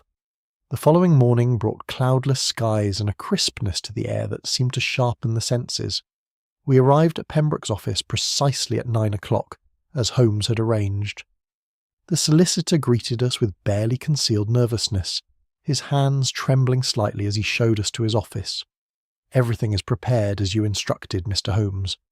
The staff have been told that I am conducting an important review of all pending cases, and that each of them will be interviewed individually. Arden is to be first. Excellent. And Lestrade? I sent word to him last night, as you requested. He should arrive within the hour. Very good. Now, Mr. Pembroke, you must leave this entirely to me. Do not react to anything I say or any revelation I make. Simply allow me to conduct the interview in my own fashion. Pembroke nodded mutely, taking his seat behind his desk while Holmes and I positioned ourselves strategically about the room. When Arden entered a few moments later, summoned by Miss Brent, he appeared as composed as ever, his expression one of mild curiosity. You wish to see me, Mr. Pembroke? Please sit down, Mr. Arden, Holmes interjected before Pembroke could respond. Or should I say Mr. Wickham? The effect of this name upon Arden was immediate and striking. His face, normally placid, went rigid for the briefest instant before recovering its composure, but that instant was enough. I'm afraid I don't understand, Mr. Holmes. My name is Felix Arden, as Mr. Pembroke can attest. Mr. Pembroke can attest to the name you gave him, certainly, but names, like documents, can be forged. Holmes produced the photograph he had obtained and placed it on the desk. This is Thomas Wickham, photographed 3 years ago. I believe you will find the resemblance remarkable. Arden glanced at the photograph and I saw his jaw tighten almost imperceptibly. Many men resemble one another, Mr. Holmes. This proves nothing. Perhaps not in isolation, but when combined with other evidence it becomes quite compelling. Shall I enumerate that evidence? You arrived in London 2 years ago, shortly after the real Felix Arden died in Bristol. You assumed his identity with careful preparation, obtaining his credentials and references through methods I can only imagine. You applied to Mr. Pembroke's firm, and knowing that a small practice would be less likely to verify your background as thoroughly as a larger establishment. This is speculation, nothing more. Is it? Then perhaps you can explain the discrepancies in the trust accounts you have managed over the past 18 months. Small transfers, easily overlooked but which total nearly £3,000 when properly audited. I have the documentation here, provided by the banks in question. Holmes laid several papers on the desk. Arden's eyes flicked toward them, but he made no move to examine them. Or perhaps, Holmes continued, you can explain why the forgery of the court order matches the technique used by Thomas Wickham in the Worthington fraud. The same careful tracing, the same attention to pressure and flow, the same substitution of paper from the same manufacturer but different batch. Coincidence. Remarkable coincidence. And I suppose it is also coincidence that you chose to target Mrs. Vane's case, the most visible and contentious matter in Pembroke's practice, ensuring that when the forgery was discovered, it would create maximum scandal and distraction from your financial manipulations. Arden's composure was beginning to crack. His hands, resting on the arms of his chair, had tightened into fists. You cannot prove any of this. Can I not? I have witness testimony placing you alone in this office on the afternoon the forgery was committed. I have chemical analysis of the varnish used in the alteration, which matches a specialty compound purchased by this firm under your authorization. I have records of your access to the safe and your intimate knowledge of the document in question, and most damningly, I have evidence of your real identity and your history of exactly this type of crime. At that moment, as though on cue, footsteps sounded on the stairs and Inspector Lestrade entered, accompanied by a constable. "Mr. Holmes, I received your message. Is this the man?" "This, Lestrade, is Thomas Wickham, wanted in connection with the Worthington fraud and now implicated in forgery and embezzlement. I believe you will find him most cooperative once he realizes the extent of the evidence against him." Arden, or rather Wickham, sat motionless for several seconds. Then, slowly, the tension seemed to drain from his body and he slumped back in his chair with something approaching relief. "How did you know?" he asked quietly. "How did you piece it together?" "The varnish was the initial clue," Holmes replied. "Its presence in the archive room suggested someone familiar with document restoration and forgery. Your excessive composure under questioning suggested rehearsed responses from a man accustomed to deception. But it was the broader pattern that confirmed my suspicions. The timing of your arrival, the nature of the crime, and the ultimate purpose it served. You needed to establish yourself as trustworthy before you could begin your embezzlement, and you needed a spectacular scandal to cover the eventual discovery of those thefts. I was patient," Wickham said, almost to himself. 2 years of irreproachable service, building trust, establishing my competence. The inheritance case was perfect for my purposes. Near high stakes, emotional parties, and enough complexity to occupy everyone's attention while I quietly transferred funds. "What of Harcourt?" I interjected. "Was he involved in your scheme?" Wickham laughed bitterly. "Harcourt? That fool? He knew nothing. I simply exploited his greed. I knew that when the forgery was discovered, suspicion would naturally fall upon him, providing yet another layer of misdirection. And Miss Brent? An unfortunate target of suspicion, nothing more. Her nervousness made her appear guilty, which served my purposes admirably." Lestrade stepped forward. "Thomas Wickham, I am placing you under arrest for forgery, embezzlement, and fraud. Come along quietly now." As Wickham was led away, Pembroke sank into his chair with profound relief mixed with betrayal. 2 years, he murmured. 2 years he worked beside me, and I never suspected. "Do not reproach yourself, Mr. Pembroke," Holmes said gently. "Wickham is a professional criminal of considerable skill. His entire existence was a carefully constructed fiction." We remained with Pembroke for another hour before departing. As Holmes and I walked back through the streets toward Baker Street, I reflected on the intricate web we had unravelled. "It was a masterful scheme," I observed. "Perhaps," Holmes acknowledged. "But all schemes contain within them the seeds of their own destruction. Wickham's patience was both his greatest strength and his ultimate weakness." Chapter 7. The Clerk Accused. I had believed, in my naivety, that the unmasking of Thomas Wickham would bring the case to its natural conclusion. However, the following morning brought a development that threw the entire matter into fresh confusion and demonstrated once again Holmes's wisdom in withholding final judgment until all evidence had been examined. We had scarcely finished breakfast when Inspector Lestrade arrived at Baker Street, his face flushed with the exertion of rapid travel and bearing news of considerable import. "Mr. Holmes, Dr. Watson," he began breathlessly, "there has been a most extraordinary development. We've had to release Wickham." Holmes, who had been perusing the morning papers, looked up sharply. "Release him? On what grounds?" His solicitor obtained a writ of habeas corpus. The evidence, he argues, is entirely circumstantial. The photograph proves nothing conclusive, the financial irregularities can be explained as clerical errors, and the varnish fragment could have come from any number of sources. Without a confession or more concrete proof, the magistrate felt we had insufficient grounds to hold him. I saw Holmes's jaw tighten, though his voice remained calm. "And Wickham himself? What does he say?" "He's changed his tune entirely. Claims he was rattled by your accusations and spoke without thinking clearly. Now he insists he is Felix Arden, that any resemblance to this Wickham fellow is coincidental, and that the supposed embezzlement is merely an accounting confusion that can be readily explained." "The man's audacity is remarkable," I exclaimed. "More than that, gentlemen," Lestrade continued, pulling a document from his coat. "He's made a formal complaint alleging false arrest and defamation. His solicitor is threatening legal action against both the Yard and Mr. Pembroke unless we can produce ironclad evidence of his guilt."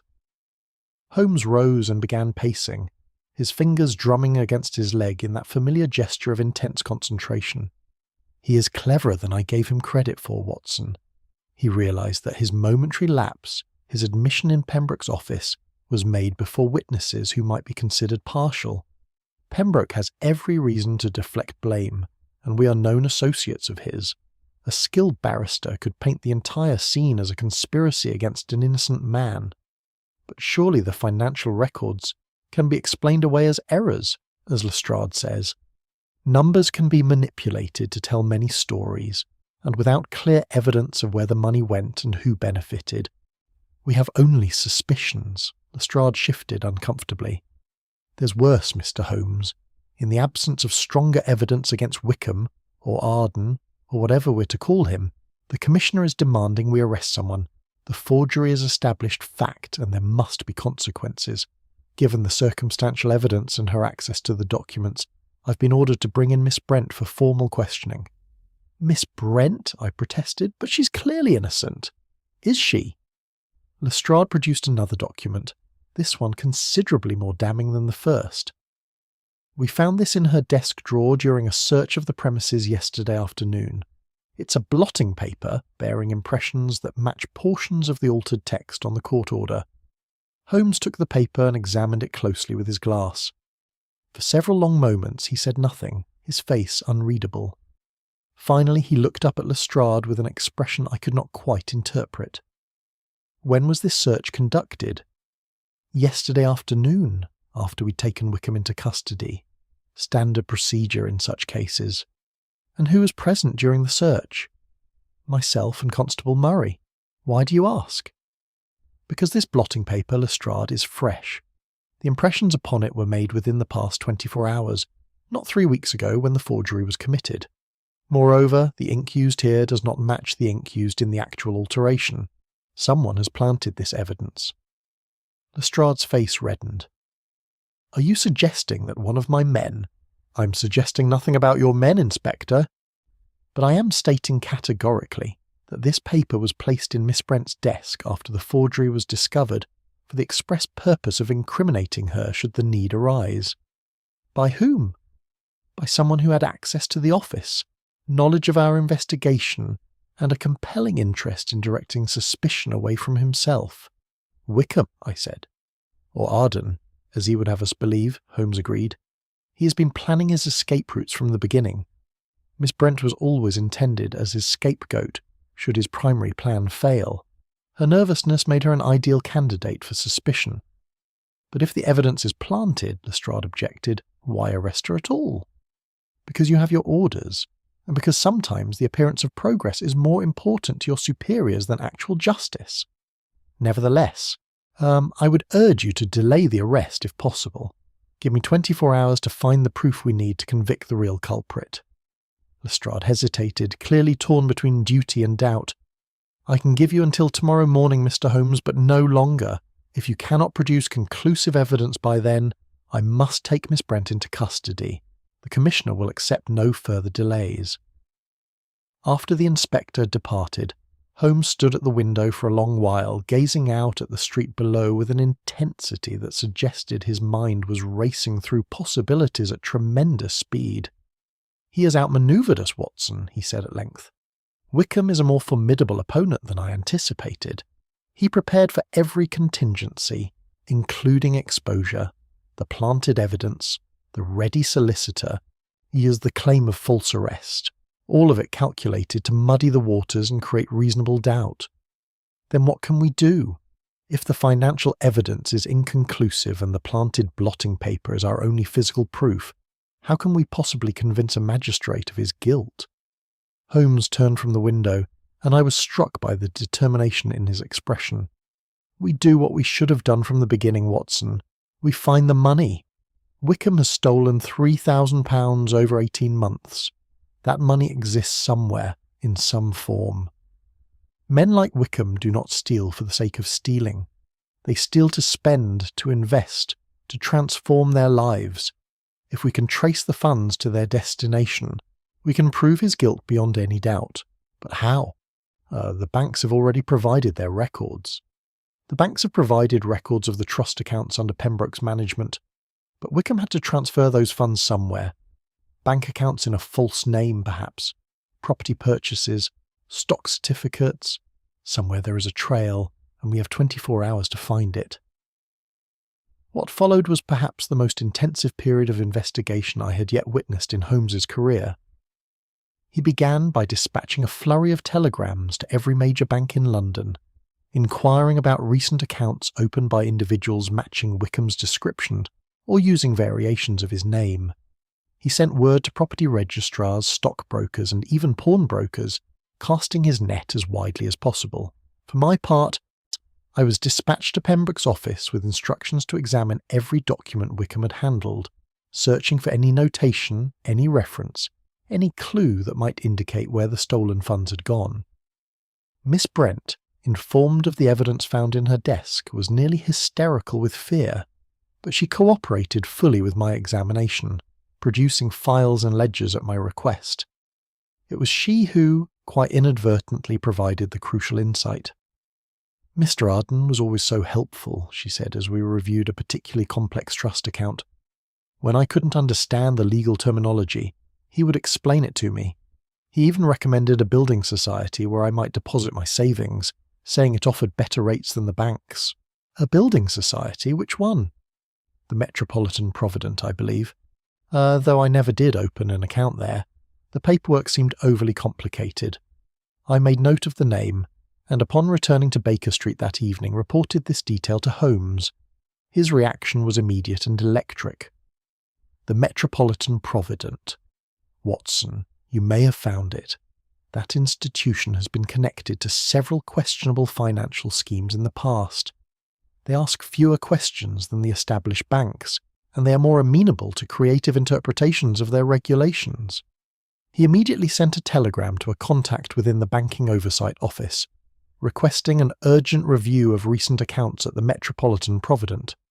The response arrived within 2 hours. An account had been opened 18 months prior in the name of Felix Archer, an anagram so transparent it was almost insulting. The account had received regular deposits totalling just over £3,000. "We have him," Holmes declared, his eyes bright with triumph. "This is the proof we need. An account opened at precisely the time Wickham assumed the Arden identity, using a name that is clearly derivative of both his false and real identities, receiving deposits that match exactly the missing funds from Pembroke's trust accounts. Will it be enough to convince a magistrate? It will be enough to secure a warrant for his arrest on charges of embezzlement. Once we have him in custody on those charges, the forgery case becomes merely one element of a larger pattern of criminal behaviour. And this time, Lestrade, there will be no early release. Holmes spent the remainder of the evening preparing a comprehensive document laying out the entire case, the timeline of Wickham's arrival, the pattern of thefts, the Felix Archer account, and the planted evidence against Miss Brent. Each element supported the next, building an edifice of proof that even the most sceptical magistrate could not dismiss. As midnight approached and Holmes finally set down his pen, he looked at me with satisfaction. "Tomorrow, Watson, we shall see justice done." Wickham believed himself clever enough to outwit both the law and those who serve it. But cleverness without wisdom is merely cunning, and cunning inevitably overreaches itself. He should have been content with the embezzlement alone.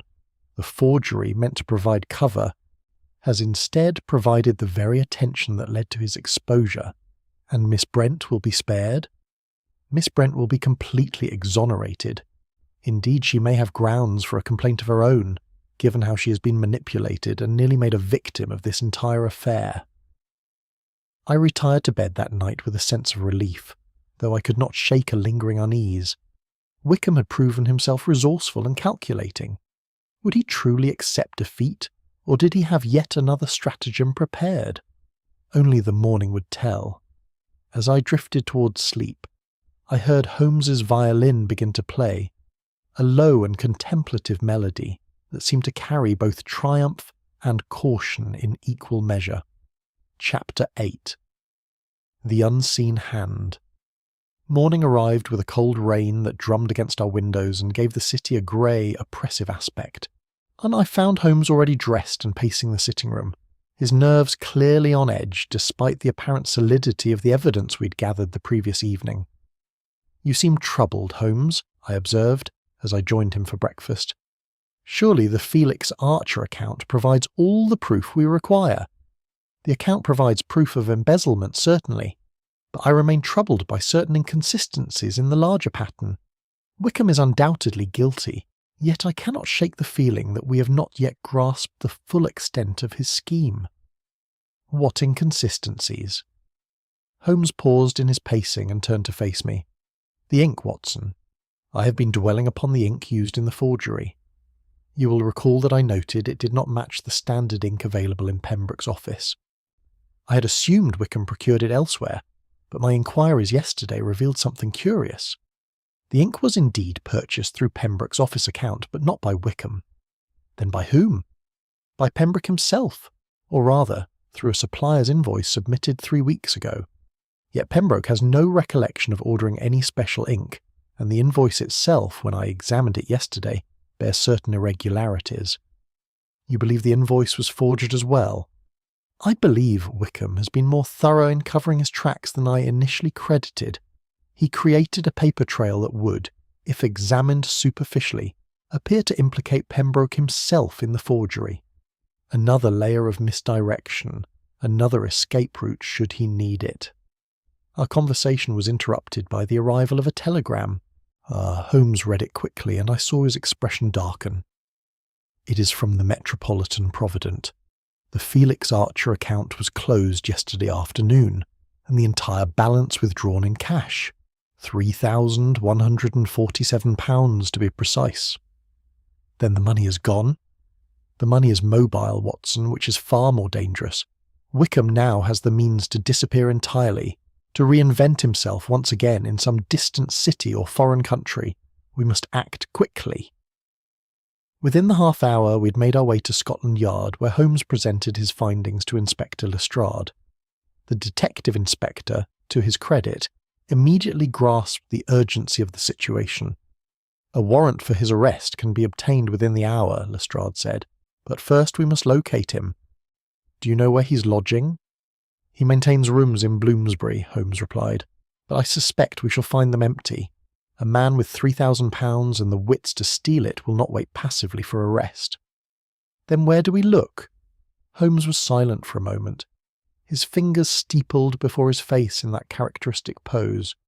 "We look where a man with ready cash and the need for speed would naturally go, the railway stations. He will attempt to leave London today, probably for a port city where he can take ship to the continent. Lestrade immediately dispatched constables to Paddington, King's Cross and Euston stations, with telegrams sent ahead to alert the station masters. Holmes, however, seemed unconvinced by this strategy. Wickham is a planner, Watson. He will have anticipated this response. The major stations will be watched, so he will choose a less obvious route. A smaller station, perhaps, or a completely different mode of transport altogether. What do you propose? I propose we visit his rooms in Bloomsbury. Even if he has fled, there may be some indication of his intended destination. Men in haste often leave behind clues they would otherwise have destroyed. The lodging house in Bloomsbury was a respectable establishment catering to professional gentlemen of modest means. The landlady, Mrs. Carmichael, was a formidable woman who regarded our inquiry with suspicion until Lestrade produced his credentials. Mr. Arden left this morning quite early, she informed us, settled his account in full and departed with a single travelling case. Said he had received word of a family emergency in the north. Did he say where in the north? Holmes asked. Manchester, I believe, though he wasn't specific. May we examine his rooms? Mrs. Carmichael hesitated, then nodded. I suppose there's no harm, seeing as he's settled his account. 3rd floor, the room at the back. The room itself was spartanly furnished, and bore the anonymous quality of temporary accommodation. Holmes immediately set about a systematic search, examining every surface, every drawer, every corner with his characteristic thoroughness. I assisted as best I could, though I confess I had no clear idea what we sought. It was beneath the bed that Holmes made his discovery. A small scrap of paper, torn from a larger sheet, bearing what appeared to be a fragment of a railway timetable. But it was not the timetable itself that interested Holmes. It was the notation written in pencil along the margin. Southampton, 11:47, berth 14. Southampton, Holmes murmured. Of course. He intends to take ship, probably to France or the Channel Islands. The timing is tight, but if he left early this morning, he could just make the sailing. Lestrade consulted his pocket watch. It's nearly 10 o'clock now. If that departure is for today, we have less than 2 hours. Then we must make haste.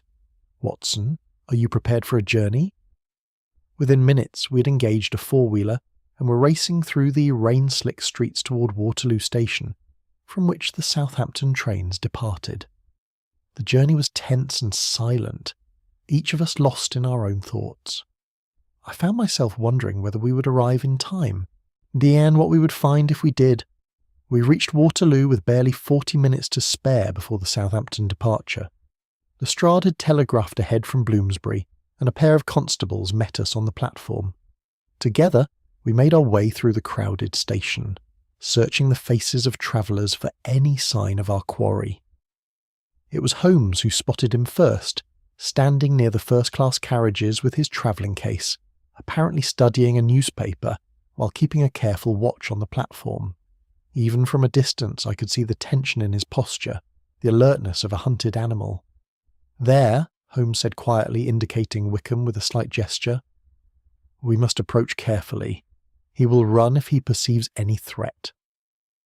Lestrade and his constables began to move into position, in creating a subtle cordon that would cut off any avenue of escape. Holmes and I approached more directly, affecting the casual manner of fellow travellers. We had closed to within 20 feet when Wickham's eyes found Holmes, and in that instant recognition flashed across his features. What happened next occurred with startling rapidity. Wickham dropped his newspaper and bolted, abandoning his travelling case and sprinting down the platform toward the far end of the station. The constables gave chase immediately, their whistles shrilling, but Wickham had the advantage of surprise and desperation. Holmes, to my astonishment, did not join the pursuit. Instead, he calmly walked to the abandoned travelling case and examined it. Let them chase him, Watson. We have what we need here, but surely we must apprehend him. Wickham is running toward the goods yard where there are numerous constables and railway officials. He will not escape. In the meantime, let us see what he deemed important enough to carry with him. Holmes opened the case, and I saw his expression shift to one of grim satisfaction. Inside, neatly arranged, were several bundles of banknotes, various identity documents in different names, and most tellingly, a small leather notebook containing detailed records of his embezzlements, complete with account numbers and transfer dates. He could not resist keeping records, Holmes observed. The criminal mind often betrays itself through the very thoroughness that enables the crime. These documents will provide irrefutable proof of every theft, every falsified invoice, right, every fraudulent transfer. As if to punctuate his words, we heard a commotion from the direction of the goods yard, followed by the appearance of the constables, who were escorting a handcuffed and considerably dishevelled Wickham back toward the platform. His face was a mask of fury and defeat. When they brought him before us, Wickham's eyes fixed upon the open case and the exposed notebooks.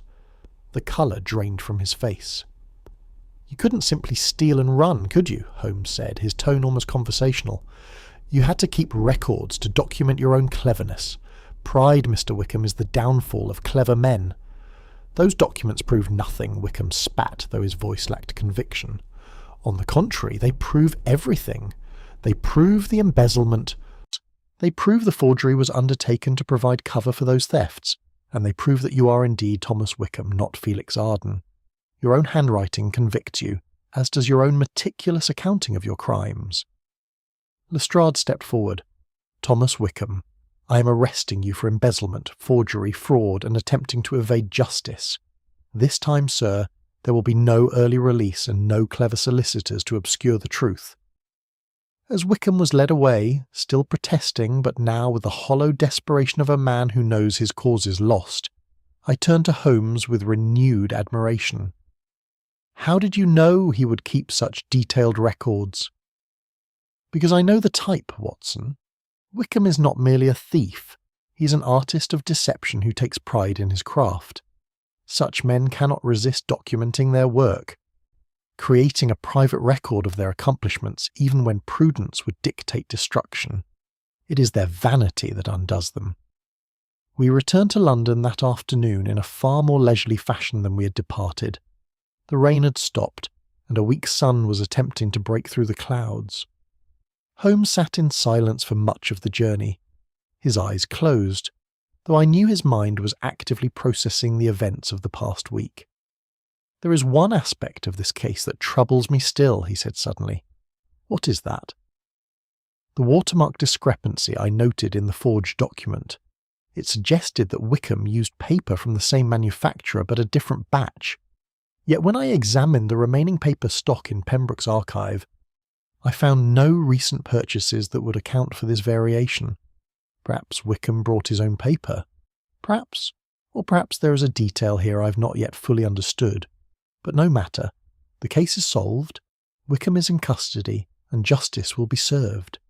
Sometimes, Watson, we must accept that not every detail will resolve itself perfectly." Yet even as he spoke, I detected a note of dissatisfaction in his voice, as though some element of the puzzle remained just beyond his grasp. It was a mood that would persist, I knew from experience, until that final piece fell into place. For now, however, we could take satisfaction in having prevented a miscarriage of justice and exposed a criminal of considerable cunning. As our train pulled into the station and we prepared to return to the familiar comfort of Baker Street, I reflected that the case of the obscured court order had proven to be one of the most intricate we had yet encountered.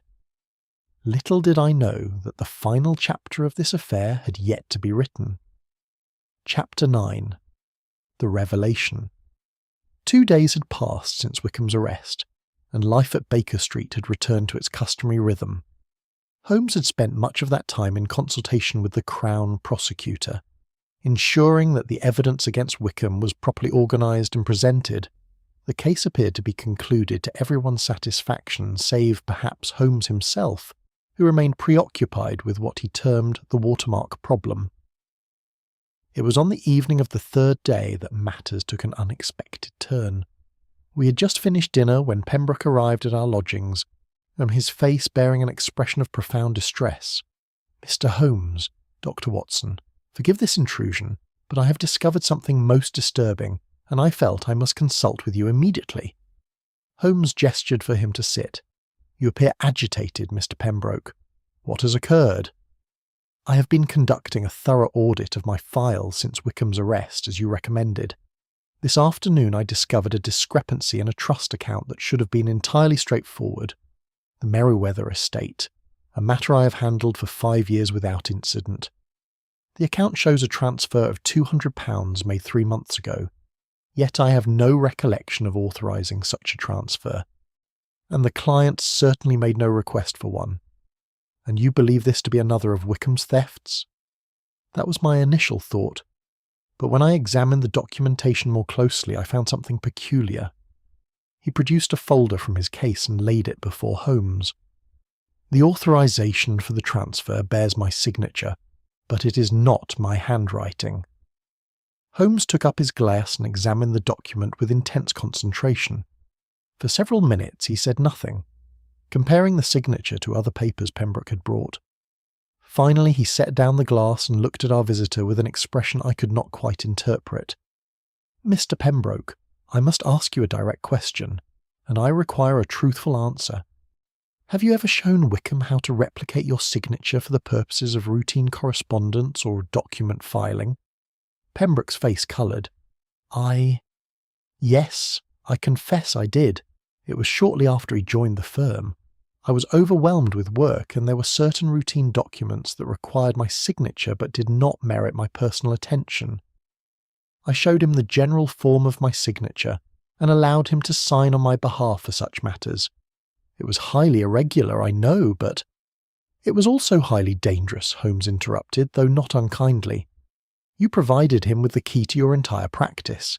Tell me, did you ever verify what documents he was signing with your name?" "Not systematically, no. I trusted him." Holmes rose and began pacing. "Watson, do you recall what I said about the watermark? That it suggested Wickham had used paper from the same manufacturer but a different batch?" "I do. I have been puzzling over where he might have obtained such paper. The answer I now realise was obvious. He didn't obtain it at all. He created it." "Created it?" Pembroke echoed. "How does one create paper?" "One doesn't create the paper itself, but one can create documents that appear to be from different sources. Mr. Pembroke, I believe Wickham's scheme was even more audacious than we realised. The forgery of the court order was merely the most visible element of a comprehensive plan to systematically drain your practice of funds while simultaneously creating evidence that would implicate you in that very theft." I felt a chill run through me. "You mean he intended to make it appear that Pembroke was the embezzler?" "Precisely. Consider the logic. If Wickham simply stole funds and disappeared, he would be pursued and likely caught, as indeed he was. But if he could make it appear that Pembroke himself had been stealing from his clients over a period of years, using his legal assistant as an unwitting accomplice, then, when the thefts were discovered, suspicion would fall primarily upon Pembroke. Wickham could then express shock and outrage, cooperate fully with the investigation, and emerge as a tragic victim of his employer's dishonesty. "But that would destroy me utterly," Pembroke said, his voice hollow. "My reputation, my practice, everything. Which is precisely why Wickham needed the forgery of the court order to be discovered. It established a pattern of document manipulation within your office. Once that pattern was known, any subsequent discovery of forged authorizations bearing your signature would appear to be part of that same pattern. The evidence would mount inexorably against you." "Then why did he confess when you confronted him? Why not maintain his innocence and allow the plan to unfold?" Holmes's expression was grim. "Because I accelerated the timeline beyond his control.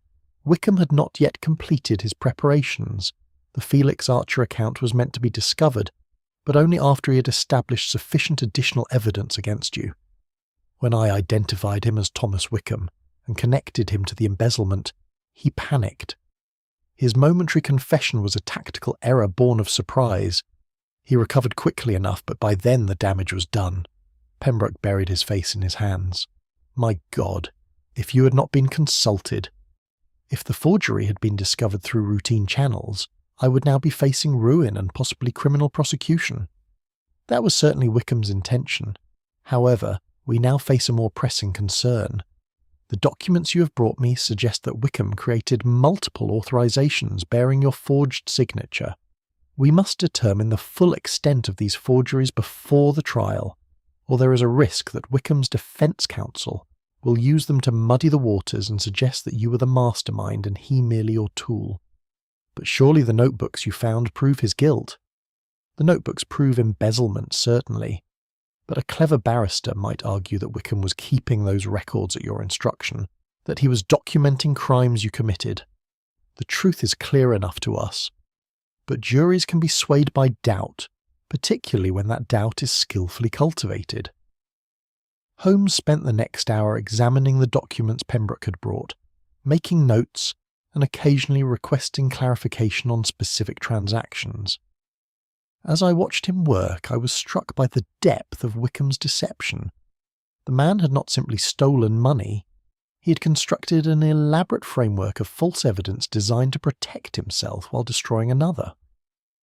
"How many forgeries do you estimate exist?" I asked.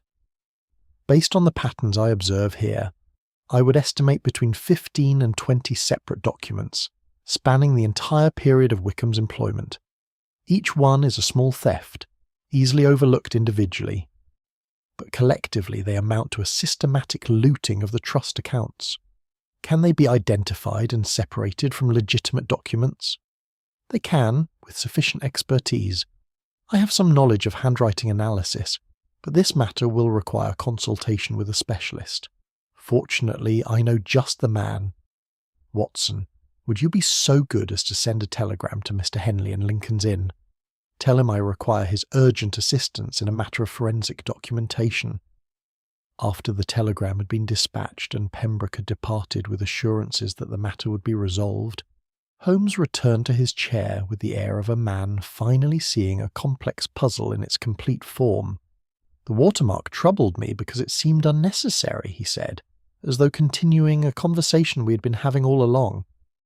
"Why use different paper when the same paper was readily available? But now I understand. Wickham wasn't forging a single document. He was creating an entire alternative documentary history, different watermarks, different ink batches, different dates of manufacture, all designed to create the illusion of documents produced over an extended period. To establish a pattern of Pembroke's criminal activity? Exactly. 1 or 2 forged authorizations might be explained away, but 15 or 20, distributed over 2 years, each bearing Pembroke's signature and directing the transfer of funds. That would constitute overwhelming evidence of guilt. Wickham was patient, Watson. He understood that the most convincing lies are built slowly, brick by brick. See, until the edifice appears entirely solid. Yet his own notebooks betrayed him. His vanity betrayed him. He could not resist keeping a record of his own cleverness, even though that record could only incriminate him if discovered. It is the eternal paradox of the criminal mind. The very intelligence that enables the crime becomes the instrument of its exposure. The following morning brought Mr. Henley, a desiccated gentleman of advanced years, whose reputation in matters of questioned documents was formidable. Holmes presented him with the materials Pembroke had provided, along with samples of genuine documents from the practice. Henley examined them with a jeweller's loupe and various optical instruments, occasionally making small noises of professional interest. "Most instructive," he said at length. "The forger was skilled." Remarkably so, but no forgery is perfect. You see here, Mr. Holmes, how the pressure of the pen varies from the genuine signatures, and here the angle of the descenders is fractionally different. Small details, but cumulatively decisive. Can you provide testimony to that effect in court? I can and will. Moreover, I can demonstrate these differences in a manner that will be comprehensible to a jury. This forger, whoever he may be, will find his deception exposed beyond any possibility of doubt. After Henley had departed with the documents for more detailed analysis, Holmes permitted himself a rare smile of satisfaction. The final pieces fall into place, Watson. Wickham created a trap for Pembroke, but in doing so he created the very evidence that will ensure his own conviction. The forged authorizations are yet meant to incriminate an innocent man, will instead prove the systematic nature of his own criminality. And Mrs. Vane's case? We'll proceed without impediment. The forgery of the court order is now understood as merely one element of a larger conspiracy against Pembroke's practice. Mrs. Vane will receive her inheritance, Harcourt will be disappointed, and Miss Brent will be freed from the cloud of suspicion that has hung over her. You seem pleased with the resolution. I am pleased that justice will be served, Watson. But I confess I am more pleased with the intellectual satisfaction of having unravelled a particularly intricate deception. Wickham was a worthy opponent in his way. His mistake was not in the execution of his plan, which was masterful, but in the fundamental assumption underlying it. What assumption was that? Holmes's eyes gleamed with quiet triumph. That he could create a sufficiently convincing fiction to overcome the truth. But fiction, no matter how elaborate, always contains flaws invisible to its creator but obvious to the careful observer. The truth, Watson, has a coherence that no lie can perfectly replicate.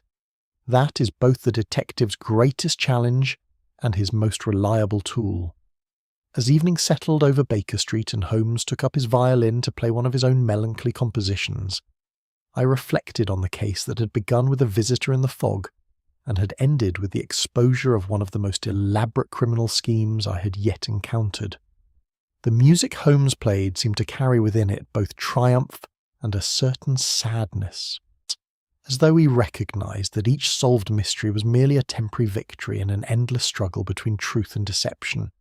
Tomorrow, I knew, we would return to Scotland Yard to finalise the evidence against Wickham, but tonight, in the quiet sanctuary of our sitting room, we could take satisfaction in having served both justice and the innocent, and in having demonstrated once again that no deception, however clever, could ultimately prevail against patient observation and logical deduction. Chapter 10. Reflections in the Fog. The trial of Thomas Wickham commenced on a grey November morning some 6 weeks after his arrest. The intervening period had been occupied with the meticulous preparation of evidence, and I had accompanied Holmes to numerous consultations with the Crown Prosecutor, observing as my friend methodically dismantled what remained of Wickham's elaborate deceptions. The proceedings themselves were of considerable public interest, the galleries packed with spectators drawn by the sensational nature of the crimes. I shall not burden this account with a detailed recitation of testimony and legal argument, as such matters are more properly the province of court reporters. Suffice it to say that the evidence proved overwhelming. Mr. Henley's testimony regarding the forged signatures was particularly damning, as he demonstrated to the jury precisely how each forgery deviated from Pembroke's genuine hand. Wickham himself maintained a posture of wounded dignity throughout, insisting that he had been coerced by Pembroke and had kept the incriminating notebooks as insurance against his employer's threats. It was a performance of considerable skill, but it could not overcome the weight of fact arrayed against him. The Felix Archer account, the pattern of thefts, the forged documents, and most tellingly his attempt to flee the country, all painted an unmistakable portrait of calculated criminality. Holmes was called to testify on the third day. I watched from the gallery as he recounted his investigation with characteristic precision, neither embellishing nor minimising the steps by which he had unravelled the mystery. He spoke of varnish and watermarks, of ink composition and pressure analysis, of the small inconsistencies that had accumulated into incontrovertible proof. The jury listened with rapt attention, and I saw more than one member nod in understanding as Holmes explained the logic that had guided his deductions. When the defence counsel attempted to suggest that Holmes's conclusions were mere speculation, my friend responded with devastating simplicity. "I do not speculate, sir. I observe, I deduce, and I verify. Every assertion I have made can be demonstrated through physical evidence and documented fact. If you doubt any particular conclusion, I invite you to examine that evidence yourself." The counsel wisely declined to pursue the matter further. The verdict, when it came on the afternoon of the fifth day, surprised no one. Thomas Wickham was found guilty on all counts: forgery, embezzlement, fraud, and conspiracy to pervert the course of justice. The judge, in passing sentence, spoke with particular severity about the breach of trust involved in Wickham's crimes. "You insinuated yourself into a position of confidence," he intoned, "and you abused that confidence systematically and without remorse. You sought not merely to enrich yourself, but to destroy an innocent man and cast suspicion upon those who had shown you nothing but kindness. The law must respond to such wickedness with appropriate firmness. I sentence you to 15 years penal servitude." Wickham received this judgment without visible emotion, though I thought I detected a slight tightening around his eyes. As he was led away, he cast one final glance toward where Holmes sat, and I saw in that look something between respect and resentment, as though he acknowledged the superior intellect that had brought about his downfall, while resenting the necessity of that acknowledgment. After the trial concluded, Holmes and I made our way through the crowded corridors to where Pembroke waited with Mrs. Vane and Miss Brent. The solicitor's relief was palpable, and he seized Holmes's hand with undisguised emotion. "Mr. Holmes, I can never adequately express my gratitude. You have not merely solved a crime, you have saved my life's work from ruin." "You exaggerate, Mr. Pembroke, though I appreciate the sentiment. You were the victim of an extraordinarily clever criminal, and no reasonable person would have detected his deception without cause for suspicion." Mrs. Vane stepped forward, her dignity intact despite the ordeal she had endured. "My inheritance case has been resolved in my favour, Mr. Holmes, thanks in large part to your intervention. The court has recognised that the altered document was a forgery, and Mr. Harcourt has withdrawn his claim." "I am gratified to hear it, madam. Justice, though sometimes delayed, has a way of asserting itself." Miss Brent, who had stood quietly throughout this exchange, now spoke with a firmness that had been absent during our earlier encounters. "I understand now why Mr. Arden, or rather Mr. Wickham, encouraged my nervousness. He wanted me to appear guilty, to serve as his scapegoat should his schemes be discovered. I shall not soon forget the lesson, Mr. Holmes. Trust must be earned, not simply granted. A wise philosophy, Miss Brent, and one that will serve you well in your profession." As we departed the court and emerged into the cold afternoon air, I noticed that a light fog was beginning to settle over the city, reminiscent of that evening weeks earlier, when Pembroke had first arrived at Baker Street. Holmes observed it as well, and I saw a faint smile cross his features. "The fog returns, Watson, as it always does, but this time, I think, it obscures nothing of consequence."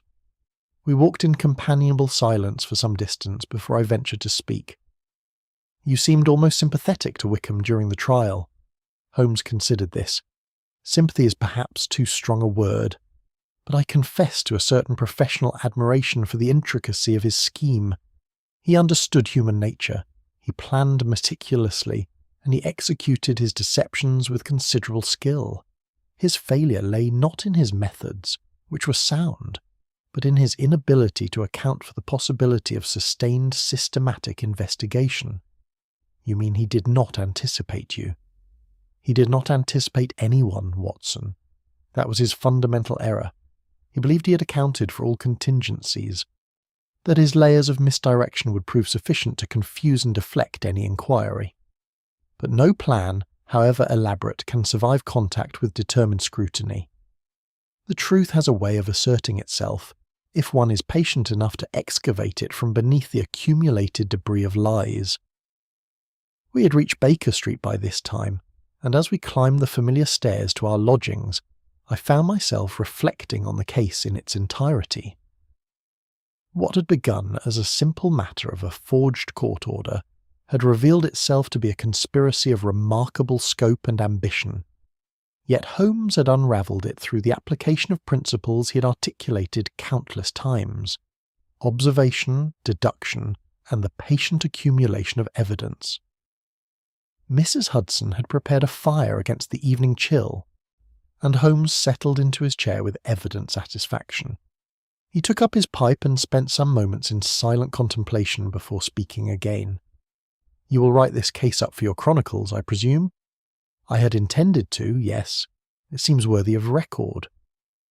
Then I would ask you to emphasise a particular aspect of it, Watson.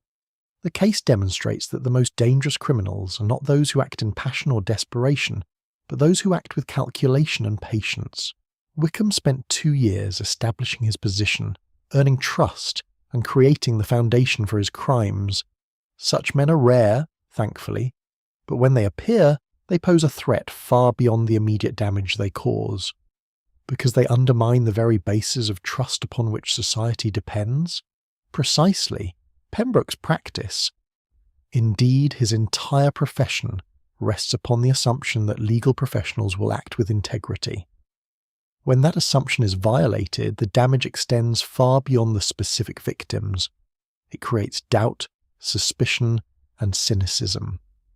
That is the true crime Wickham committed, and that is why his punishment, severe though it may seem, is entirely warranted. I made note of these observations, knowing they would inform my eventual account of the affair. As evening deepened into night and the fog thickened outside our windows, Holmes took up his violin and began to play. The melody was one I had not heard before, neither triumphant nor melancholy, but something between the two, a meditation, perhaps, on the nature of victory and its costs. The case of the obscured court order had reached its conclusion. Wickham would spend the next decade and a half in prison, his carefully constructed identity destroyed, his schemes exposed, his freedom forfeit. Pembroke's practice would recover, though perhaps with a greater wariness than before. Mrs. Vane would receive her inheritance and begin to rebuild her life. Miss Brent would continue her career with hard-won wisdom about the nature of trust and deception. And Holmes, he would move on to the next case, the next puzzle, the next opportunity to pit his remarkable intellect against the forces of disorder and criminality. For such was his nature and his calling, and I considered myself privileged to witness and chronicle his endeavours. As I prepared to retire for the evening, Holmes spoke one final time, his voice carrying over the soft notes of his violin. You asked me once, Watson, and why I pursue this work with such dedication. Tonight I think I can answer that question.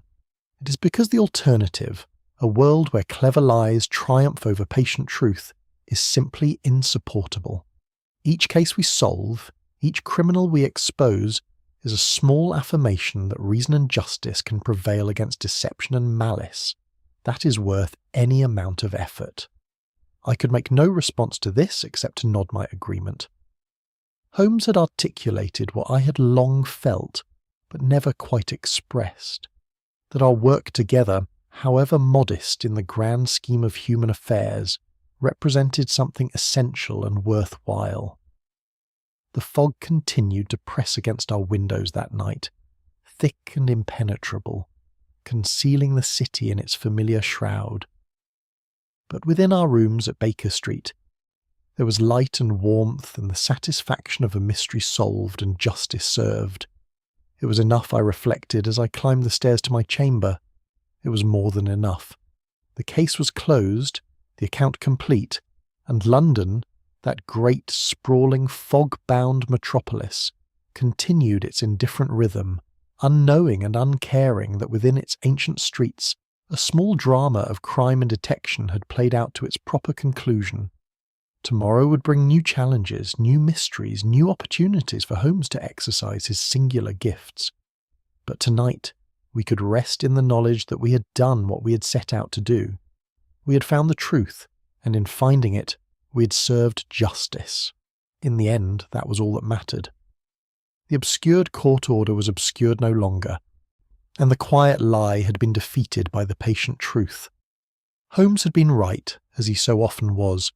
It is not the loudest lie that deceives, but the quiet truth misplaced, and we had placed it back where it belonged,